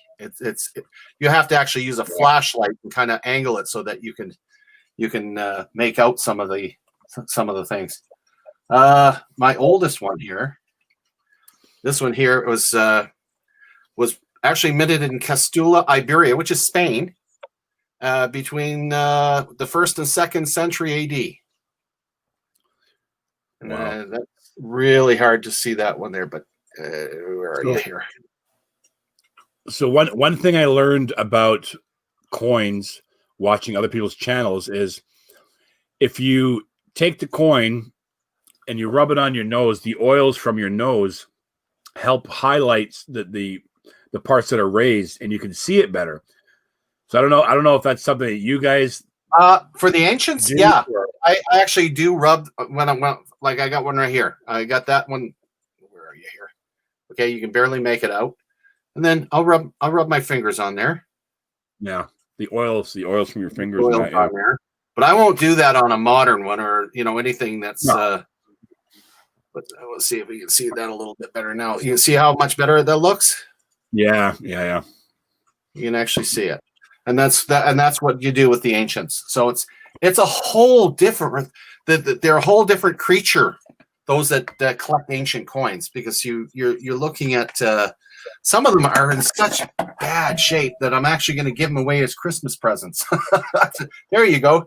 I mean, you get a coin like this. Where are you here? It's basically looks like something that was run over by a truck or something. There's nothing on the train tracks. Yeah, but I mean, it's still an ancient coin. So there you go. That's 2,000 years old.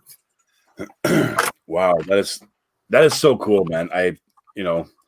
Just again going back to what I said, I keep saying it, but just imagine the story. If it could tell stories, what I'm dumbfounded with old coins like that. Yeah, I don't know, speechless when it comes to that kind of stuff. Yeah, and you know what? Even our more current ones, like the ones that were in Canada. Okay, like take a look at the 1858 penny. That wasn't minted here in Canada. It was minted in Great Britain. Okay. One of the old Vickies. And that 1858 penny is quite valuable. Same with the 1858 20 cent. We actually had a 20-cent coin. Huh. And yes, we do have a 20-cent coin, and that's worth quite a bit. In fact, I got mine on eBay. I know, bite my lip. I had to buy it because some things you can't get metal detecting. It's too hard. But it cost me $400 for it for an my goodness piece. But I'm because I'm a numismatist. I took it to have it assessed. Yeah, and I discovered it's a $900 coin. Boom. Okay, there you go. Worth it. Yeah. So you got to take a look and say, okay, well, can I move into that realm? 1920. What's a good choice? 1945 silver dollars. Whew. Boy, are they expensive. Wow. But, you look for key date, and there's another thing you may not be aware of if you just do metal detecting. We have key dates, and some of them are freaking very. If you find the metal detecting, you hold on to the bloody things because they are very, very expensive to try to get a hold of. I mean, a high quality. Let's say an MS. By the way, we go to MS 65 in Canada, not like the States with MS 70. So we're at MS 65. You got an MS 65. 1945 Canadian silver dollar, you're going to be paying several $1,000s for that coin. For a dollar. So I'll ask you, because you just mentioned it as, oh gosh, where is it? Is this it here? He's going to bring up the 68. Is it a 68? Nothing worse than a nickel dollar. Yeah, it's a 68. Yeah, it's a 68. The one with the canoe. Go back to 67, and then you got yourself some silver. So I'm going to get some more education here, and I'll let you educate me. My godfather he left me these bills. And again, I'll never sell them because it's a personal thing that was given to me. But this was one of my one of my oldest bills, and I'll also ask you about another because I'm not sure if well, I'll show you. I'll explain what I'm trying to get out here, but I'll save that one for last because that's kind of my favorite. These aren't very. Oh, there's the one bill I want to kind of show you. So I got a bunch of these, the Centennial, the Canadian $1 coins or $1 bills. Yeah, these ones here.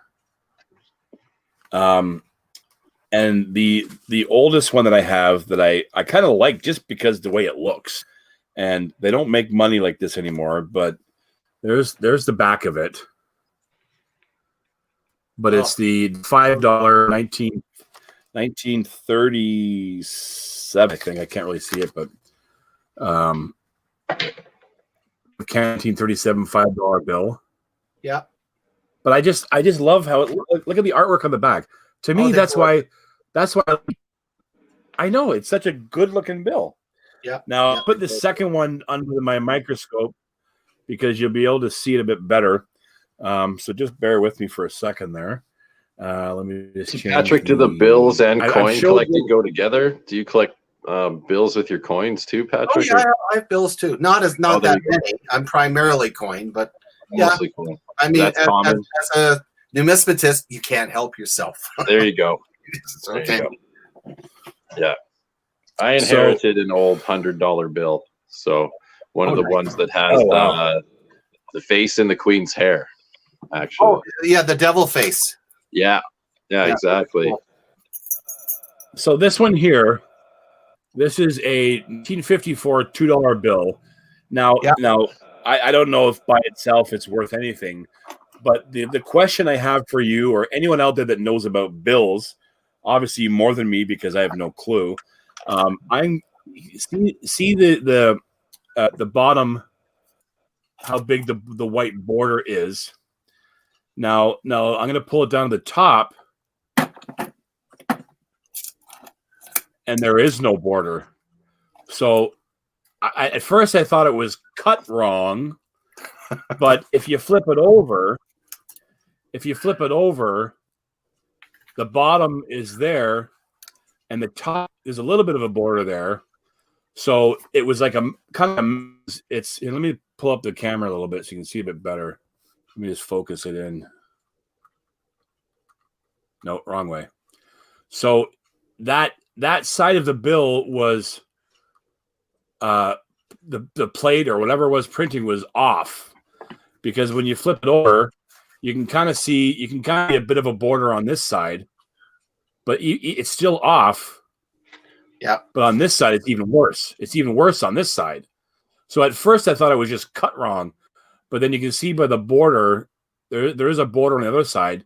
So not only was I think it was cut wrong, but it's also like an off print.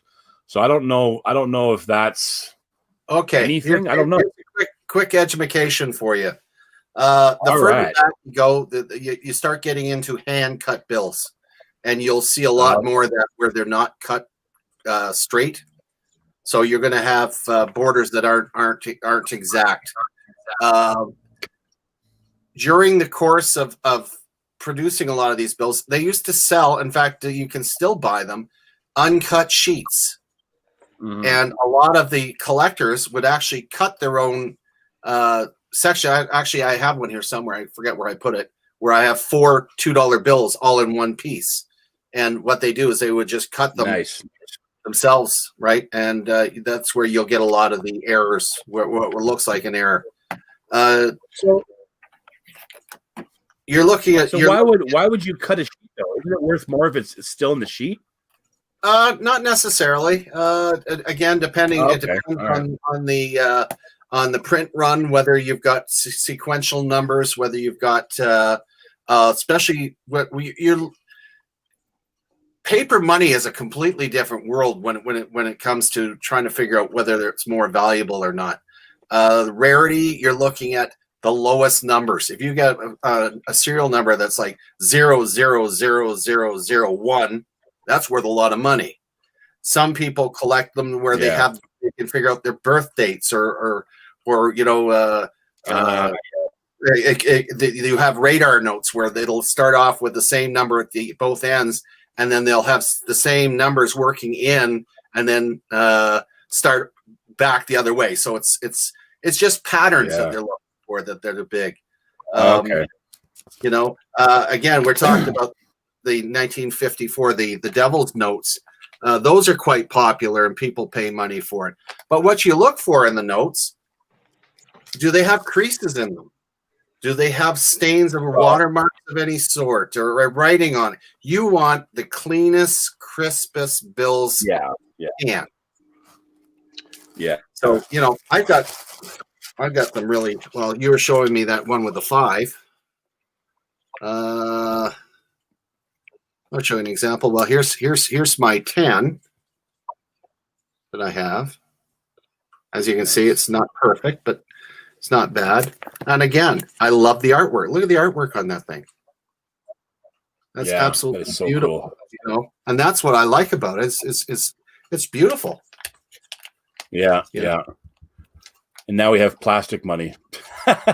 You know, the polymer notes are pretty cool. I mean, that's first off, Canadian polymer notes. Yeah, you're not going to get COVID off them, which is beautiful. Whereas the American dollar bills and whatnot, the actual virus will actually live on the bills longer. Coins, no. So if you're worried about getting COVID off of coins, probably not. But a lot of people are sticking to the plastic these days because they're paranoid about the bloody the bills. You know. Yeah. World coins kept me. He would go to the bank. What's that? Sorry. World coins and world and money. Like, have you ever seen anything like this? Canadian Relic Recon stopped into the chat. I see. You know what that is? Hey, Steve, buddy, what's going on, bro?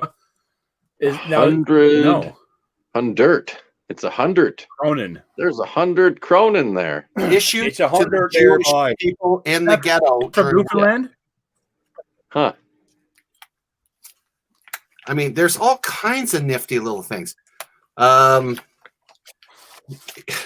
of the countries that's hardest to get any money out of is North Korea. It's kind of cool if you come out with North Korean money. Oh yeah. All right. Now that see all the that came via Japan. What's that? Sorry. North Korean currency. Wow. Cool. They'd probably put me in a prison if they never. What?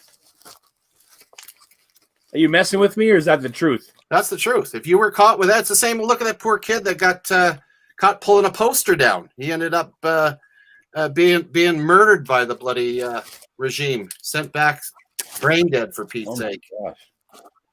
So you know, there's. Oh my gosh. I'm just gonna. Go ahead. Keep talking. I'm just gonna let the dogs back. 2 seconds. Okay. I hear him scratching at the door. Yeah, my dog is very happy where he is now. The other thing that's really cool about numismatics is that you can do up displays, and the displays can be as elaborate or as simple as you want, and that's basically what I do, especially with the mint stuff, being that I am into the military things.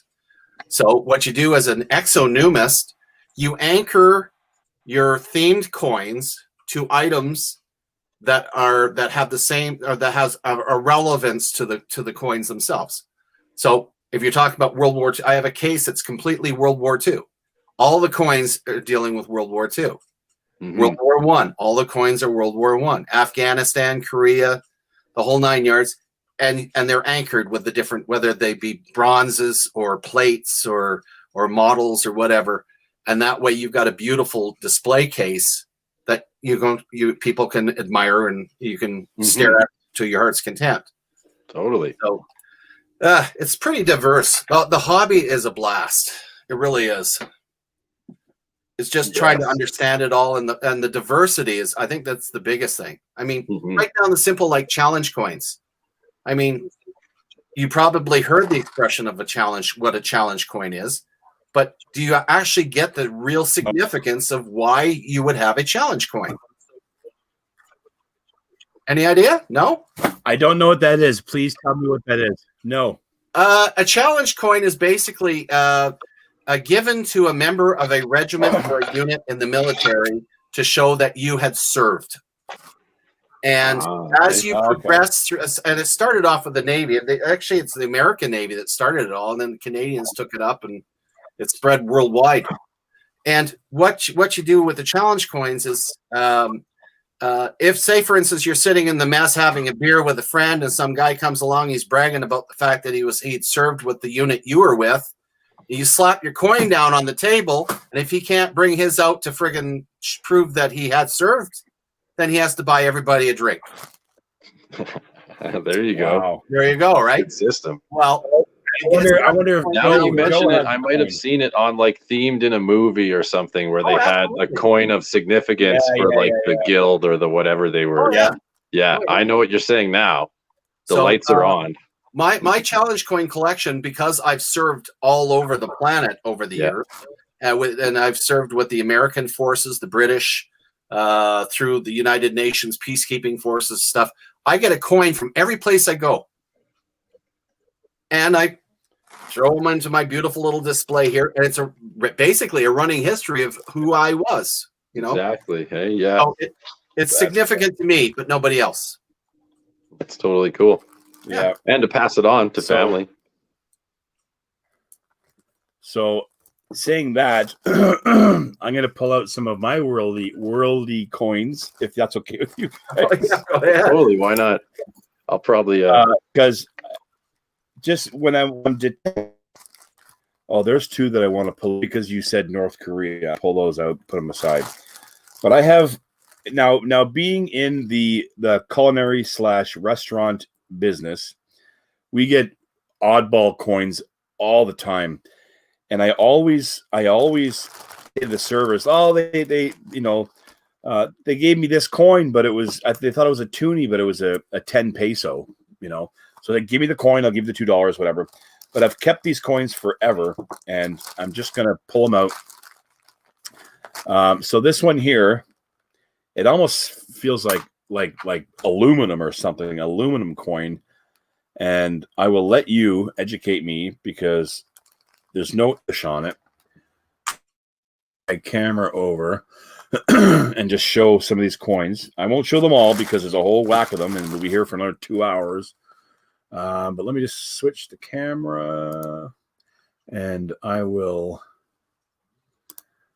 show you this coin and you could explain to me what it is because you're the coin boss. Coin boss. The coin. Well, I was going to say the coin god, but then someone might say something. Oh, he's not a god. He's just. Oh, I love those. Let me just. That looks like it's from the Caribbean. That one from mind you, I can't see it. Well, it's got. Hold on. No, Let me make the screen bigger so you can see it. It's got some like. I thought it was. I think that's the right way. Let me just see if I can get it. No, wrong way. Hold on. Okay. Before you get too far on this, I'm going to give you a tool you're going to love.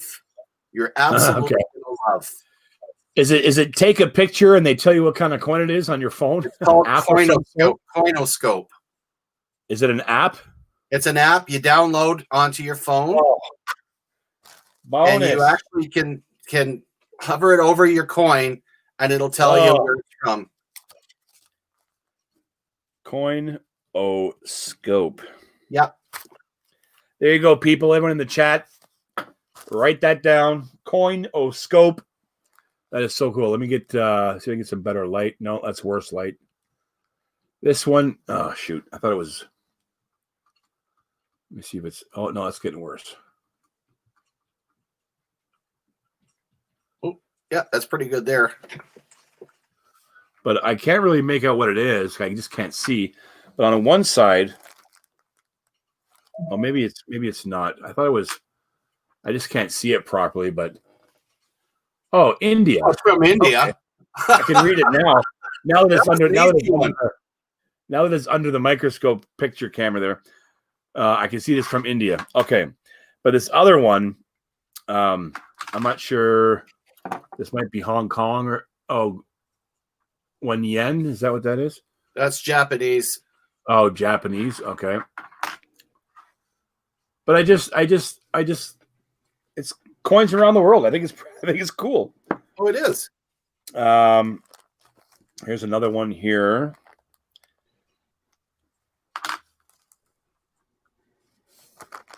$20 kroner.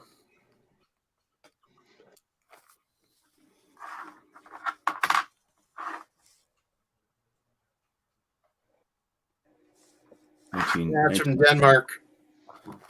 Where's my other little tiny? Some of these coins are like super tiny, like even smaller than a dime. Oh, that was a Hong Kong one. Hong Kong, yeah. Some of them are pretty easy. Yeah, I can see that. Oh,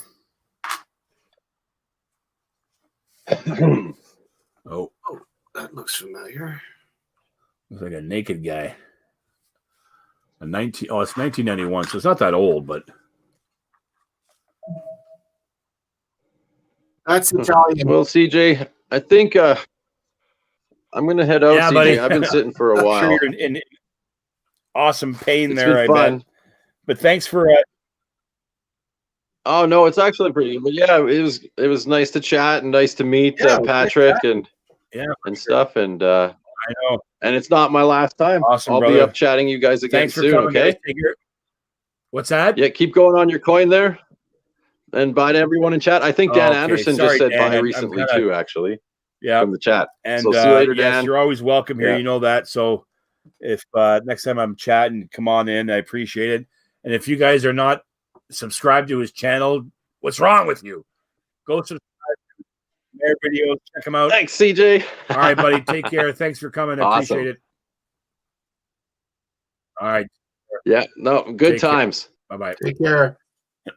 All right. It's just me and you, Patrick.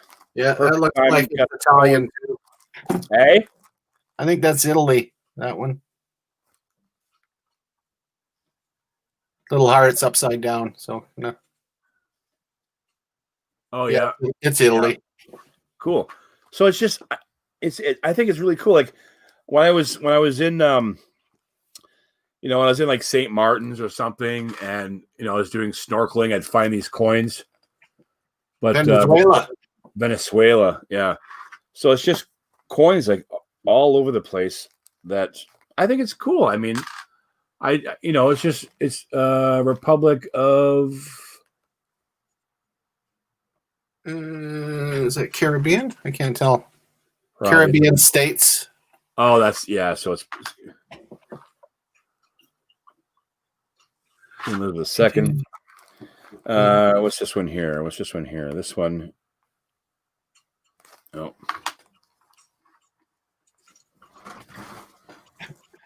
I think that's Belgium. Belgium? Yeah. Oh, that's so cool. So I can read that it says Bell something, but I just don't know, right? So I'm very glad you joined me because you're educating me and I'm learning more, and I appreciate it so much because now I'm learning, right? Because that's that looks familiar. I think it's German, that one. Republic, another German coin. So it's, I mean, like I love sharing these. Oh wait, hold on. Oh, what's that one there? Trinidad. Trinidad and Tobago. What's this one? You can see why that coinoscope comes in handy. Yeah. It's like, wow, Singapore, is it? Singapore, yep. Singapore, yeah. So these are like obviously like that one. It was probably in the dime roll. Absolutely. They slip in the rolls a lot. Yeah, so it's I don't. Oh, what's that one there? Is that? I think that's Cayman Islands, maybe. Yep, Cayman Islands. Yep, Cayman Islands. So it's cool. I think. Oh, this one here. It's when you get the ones that are in Arabic and Chinese and Japanese and stuff, where it's a little harder to identify. That's definitely Chinese. So this one here is pretty cool. Yeah, I got this. I got this one when I went to the Mandarin restaurant. Mandarin. I got this from the Mandarin restaurant. They give these out like they're nothing. They're tokens. I had to throw that one in. Sorry. Are you okay if I show more coins? Is that good for you? I'm fine. Yeah, I'm just relaxing. All right, cool. So you're what time is it where you are? Like 4? It's just after 5. Okay, cool. Jason, take care, buddy. Thanks for stopping by. I appreciate it. It's kind of turned into a coin. I know I said coin in the comments there because I wanted to show some coins, but this one here is it's almost like a token. Like I was gonna say like a TTC token, but you guys don't have TTC or where you are. It's like aluminum or something. Yeah, there's quite a few countries that make their currency out of aluminum. Surprising. I believe that's Netherlands as well. Yep. I got quite a few from the Netherlands. And this one here is from Costa Rica. That looks pretty new. Yeah. It's 1979.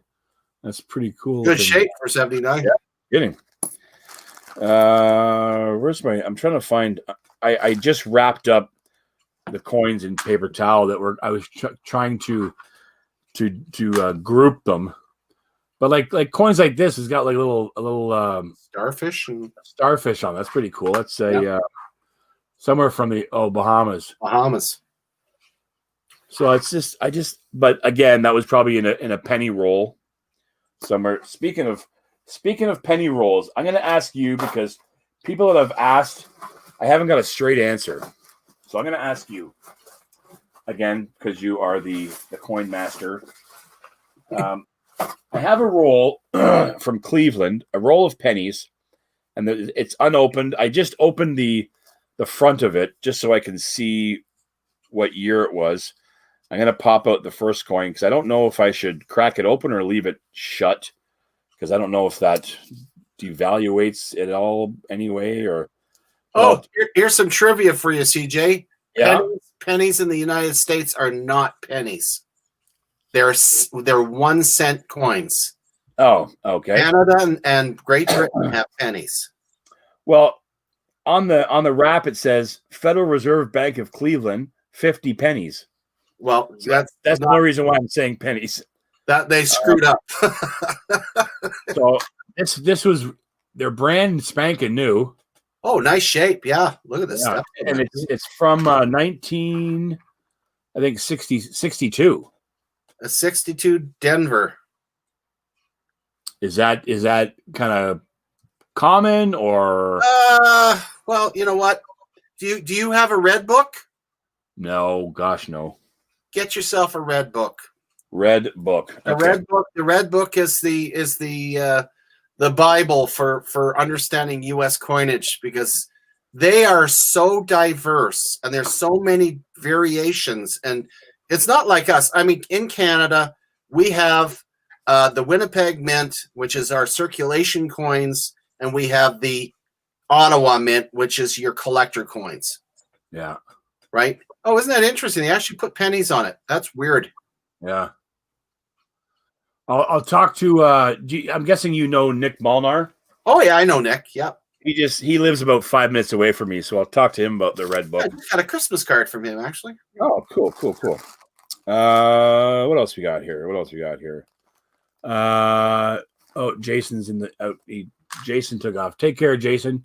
1978, 25 cent from Venezuela. Yeah. This one looks pretty. Oh, this one I thought was at first I thought it was a US, like the Wheatie, but it says 10 cents on it. Yeah. That one. Oh, from the Netherlands. Yeah. Yeah. You see the tulips there, the tulips on it. Very cool. Yeah. This one here is. Why am I trying to read it? I can't read it. My eyes are brutal. Norway. Cool, man. I kind of figured that because it had Nord on it or something, but I just don't know, right? But now with that, oh shoot, what's it called? Coinoscope. Yeah, I'm definitely, that is awesome, man. And that's why I'm glad you came on, because I'm learning so much, and like I appreciate it. That one there. Oh, that's an interesting one. Oh, have you seen it before? No, that one. Oh boy, that got my curiosity. This is from. Wait Israel. A minute, that's Hebrew. Yes, Israel. Yeah, it's 1 shekel. 1 shekel. So that's. I've seen the older ones, not the newer ones though. Yeah, that's the only one of like out from that area that I have of that. Yeah, like I have a lot of like Hong Kong and Netherlands and all that kind of stuff, but that one there is the only one I believe of that one. But I'd love to get at least something from every country or every. Oh, yeah. You know what I mean? You don't need a fancy album. You can pick up at your local coins shop. You can pick up the World Coin albums. Yeah. And just collect them there. Oh boy, that looks like the palace, the friggin', but there's no hole in the middle. Oh, let's see what we got here.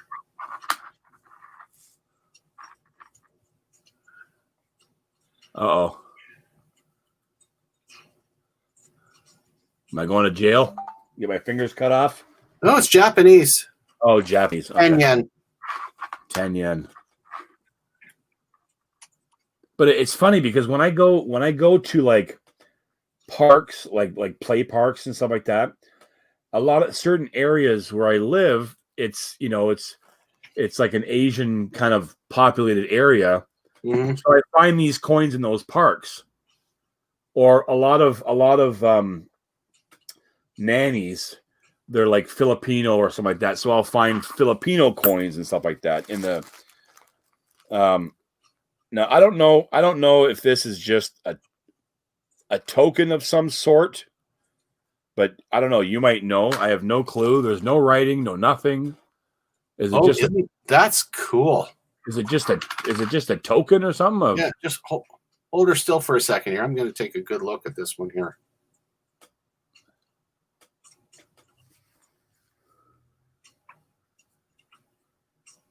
Well. It's a bunch of stars.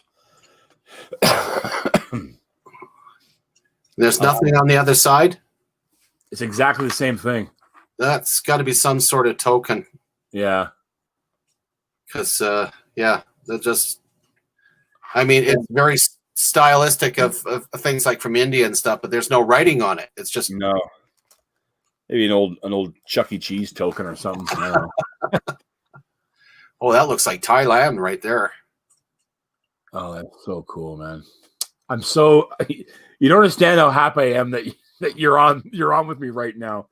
Because unless it says where it's from, I have no clue. But now that I found that, you told me about that app. Yeah, that's a 1 bat coin. I'm definitely going to get that app, and then it'll help me out a lot. This one here. Oh, this is I can read where it says, but from Ecuador. Yep. Oh, we got John Chum Adventures on there. Yeah. A 50-cent piece, I guess. 50 centavos. Centavos. What else? Maybe I'll have to do a second. Oh, there's some more.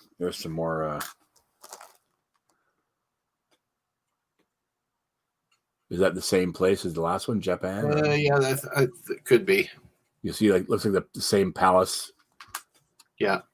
There's the other side.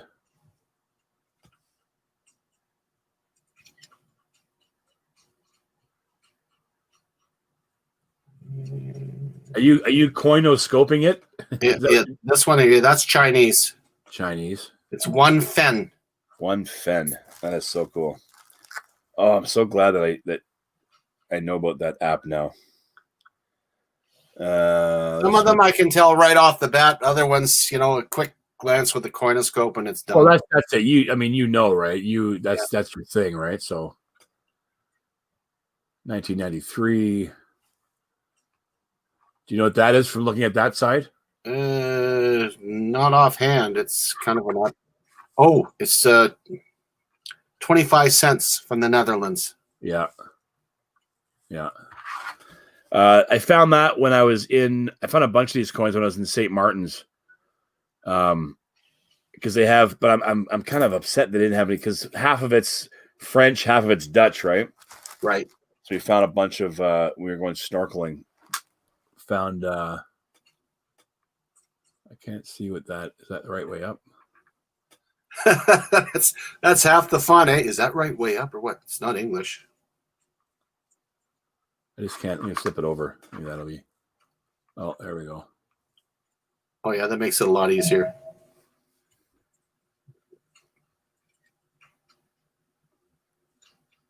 Euro cent. Oh, that's euro.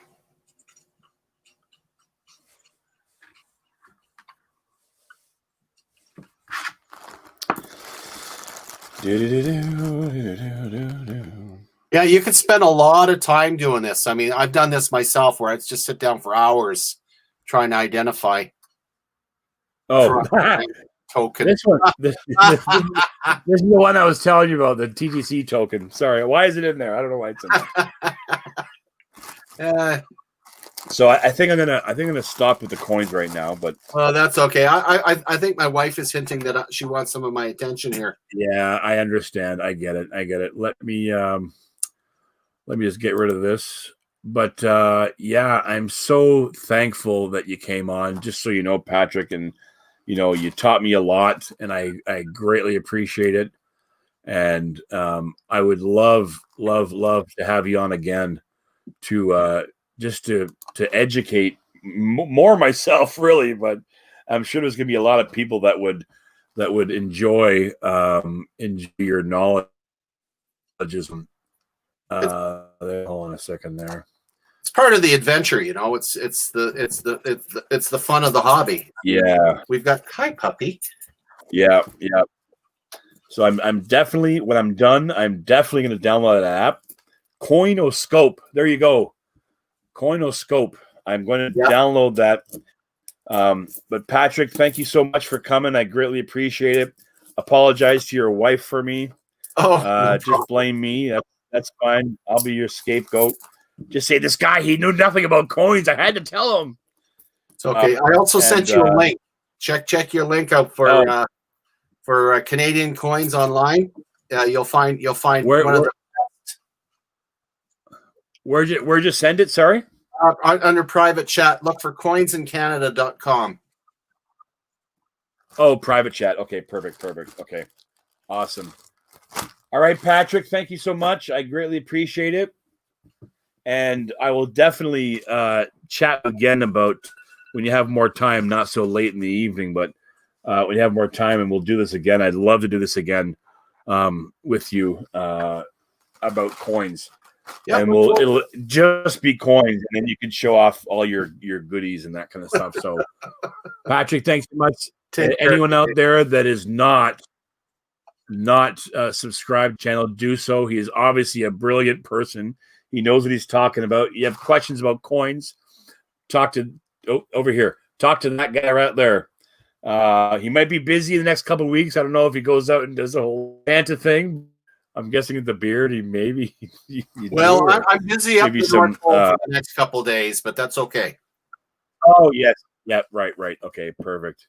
And then this is the only other bill that I found was the Bank of Jamaica $100 bill, but it's all ratty and everything, so whatever. But anyways, thank you so much. I greatly appreciate it, Patrick. I enjoyed your time, and you educated me, and I greatly appreciate it. Thank you so much. And take care, and we'll talk to you soon. You bet, bud. Take care. Bye-bye. Take care. Well, guys, who is left in the chat? Is it John Chum Adventure? Let's just see what is going on. I missed the chat. Sorry about that, guys. I'm going to go through and stream through and just give a quick shout out to people that was here. I can't go all the way back to the top, but I know we had Dan Anderson was here. Thank you, Dan, so much for coming by. Let me get rid of this light here. There we go. A little bit more ambiance there. BC Treasure Trails, thank you so much for coming. I greatly appreciate it. Nancy, Ambient Girl Diggs, thank you so much. And also, we had Nick West. Thank you so much for coming. I greatly appreciate it. We'll definitely have you back on, and all you guys back on, and we'll feature you with your stuff. I greatly appreciate it. We can talk more history. Talk about history, because I am so jealous of people in the States and people in the UK because of the history, the stuff you guys find, the war relics and that. I'm truly jealous. I would do that in a heartbeat before looking for coins and stuff like that. Obviously, old coins, I'd do it. I've been told by many people in the UK that if I'm ever out there, call them up. You can stay with them, and I'd love to take them up on that.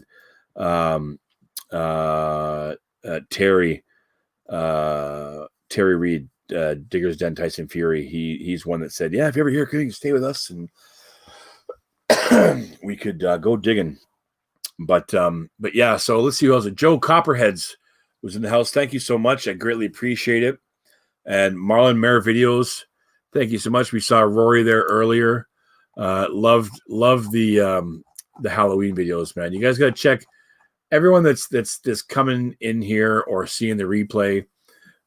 Make sure you check these people out. They are super cool. And this is what I appreciate the most. These guys are usually always here, and I appreciate that 100%.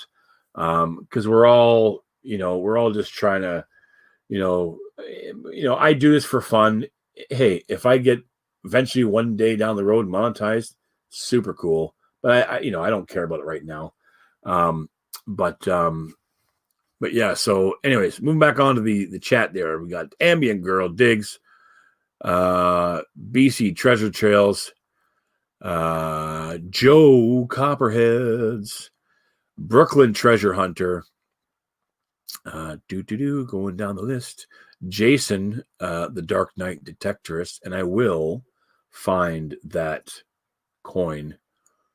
I will find it. It's in my room upstairs. Don't worry. Who else was here? Sorry about the guys that I missed up above the top. I can only scroll up so high. I'm just going by the last, the last hour or so. Ambient Girl, Dark Knight, Brooklyn Treasure, Dan Anderson.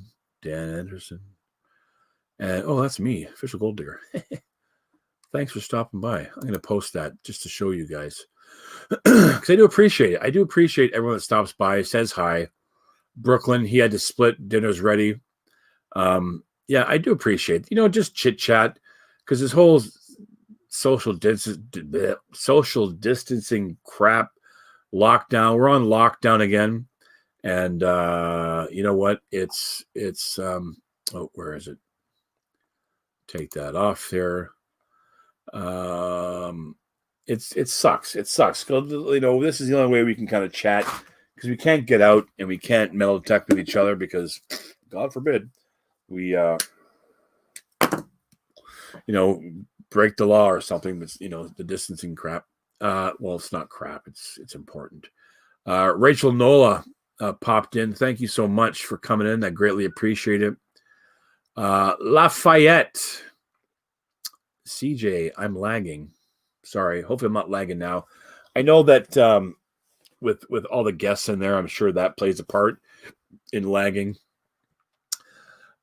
Chuck from Colombia. Do I have you on the board? I don't know if I have Chuck from Colombia on the board. Let me go check. I'm going to check on the board here. All my subscribers, I have you on the board because I appreciate you guys. I really do. And I make a note and I see where you guys are. So I'm guessing Colombia. I have 2 there. So I'm not sure if one is Chuck. So just in case it's not Chuck, someone just popped in. Who popped in? Hello. Somebody popped in. We've been going for quite some time now. 3 hours and 45 minutes and 49 seconds. Colombia. So right here. Oh, still my finger. There we go. Right there, right down there in Colombia. So if that wasn't you already, you're now on the board now. I want to know who just popped in the chat so I can say hi and see if you're on the board. We're just going down the stream, going down the chat. We've been going for quite some time now. We're talking coins, we're talking bills. We had a mail call, we did a shout out. So I want to know who is in here now because it went to 3. It was at 2. So I'm going to scroll down here to see if you said hello. Don't be shy. Say hi. We're all friends here. DF Digger, thank you so much for coming. I greatly appreciate it. And again, Mr. Dan Anderson, you chat a lot, man. Thanks, brother. You chat. Oh, Tidy Treasure Hunter. Tidy Treasure Hunter. Hello. I'm so sorry that I missed you in the chat. It's so hard not having like a producer doing all the chat, and I got to focus on everything. Like doing stuff like, doing stuff like this, popping these things in. Welcome to the stream, everybody. Or, hello, everyone. Hope you're all keeping well, which I do. I hope you're all keeping well. Or when I do my week in review, when that little segment comes up, I pop that up. So when I'm doing this, another screen, I have to go off of the comments. and I see that someone did comment, so I'm gonna check that out or pop these up. Mail call. I did a mail call, went through all the letters that you guys send me. I greatly appreciate it. I love getting stuff from you guys. If you guys want to send, or sorry, I'm not going to say send because I don't want to ask for anything. If you guys want to swap stuff, because then it's equal, I'd be more than happy to. Send me an email right there, the official gold digger at gmail.com. If you want to swap coins, you saw I got tons of coins from around the world. I got tons of Canadian coins. If you guys want to swap, I'd love to swap with you guys. So let me go back to comments and let's see you. So Tidy Treasure Hunter, John Chum Adventures was in the house. Thank you so much for coming. I greatly appreciate it. Who else here? Who else here? BC Treasure Trails. Oh, he came back. Yeah, Jason, Dark Knight Detectorist, way out in the UK. He was here at last 6:47, 6, 7, 8, 9, 10, 11. So almost midnight he was here. Thank you so much. Oh, man. That's when you know it's almost time to call our quits, is when the throat starts going like this. And Steve, I'm so happy to see you back on here, man. I know you've been busy with work. I hope you're feeling so much better. I know you're probably not here now, but Steve kind of went through a little rough patch there. I totally hope you are well, Steve. I really do, because I haven't seen you in a while, and I hope you're doing well. I hope you're getting better, because it sucks when someone gets sick, and I know them, and they're not doing well. Anyways, John Chum Adventures, Dark Knight. We're almost down the bottom. We'll see who came back. Chuck from Colombia. Oh, it is you. You're still here. Yes, one is me. Chuck from Colombia. Thanks, buddy. Who is the lurker? LOL. So it's John and Chuck. Chuck and John is still here. Yeah, there was a lurker. Hey, you guys got cameras? I want to see a face. Hold on a second here. I want to say hi to you guys. Copy. X off. Post. Paste. John or Chuck? If you guys got cameras, click on that link. and we will chit-chat a bit longer before my throat starts going like this. Rip at Fox Run Forge. I don't know what that means. I'm sorry. Yeah, but they left. Is that who it was? Fox Run Forge that came in?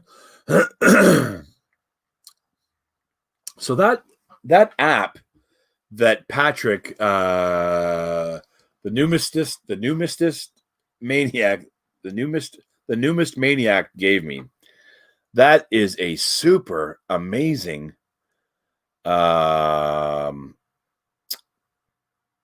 tool that we can use for identifying coins. Oh, it's down to one. Who's left? Who is the lone survivor in this chat with me? Well, I'm going to download this app right now. I hope. Oh, Play Store. There we go. John. Well, as soon as I see you, there you go. Hold on. Hi. How you doing? There we go.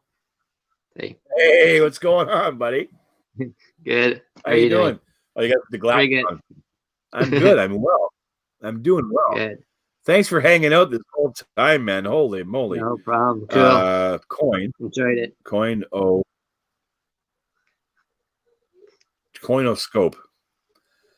So yeah.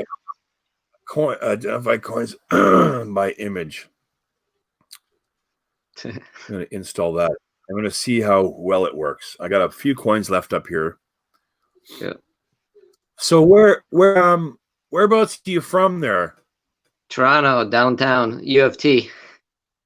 Oh, jeez. You're like 20 minutes away from me, man. I'm just up in Newmarket. Well, maybe Right 30 downtown. minutes. Nice. Well, I wasn't sure. You looked familiar like somebody else. And I thought it was somebody from UK, but you didn't have the accent either, so I wasn't sure. Okay, so let's open this app up. There we go. Allow. There we go. So here's the app right Can't here. hear you. Oh, let me just... Uh-oh. Can you hear me? Can you hear me now? Can you hear me? Oh. Oh, cool. You got the Coinoscope? Yep, Coinoscope. Can you hear me, John? Cool. Yeah, I'm going to have to download it. Can you hear me? I don't think can't John hear can you. hear me. I got nothing. All my stuff is here. All my stuff is hooked up. Okay, so let me I'm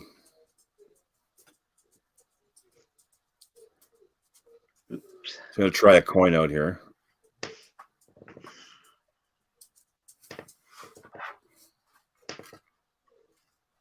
Wow. Oh.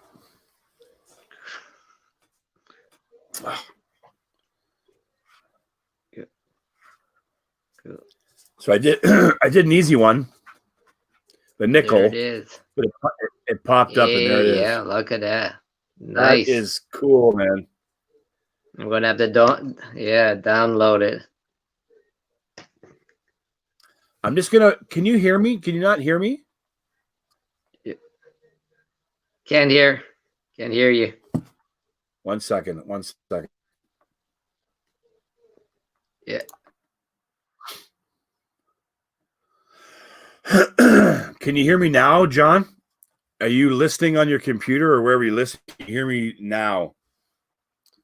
Just put in the chat. Hey, Chuck. I tried, but it doesn't work. Okay, that's okay, Chuck. No worries. Can you hear me, John? Can you hear me now?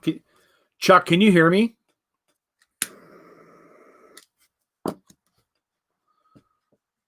Maybe it's my end. All my cords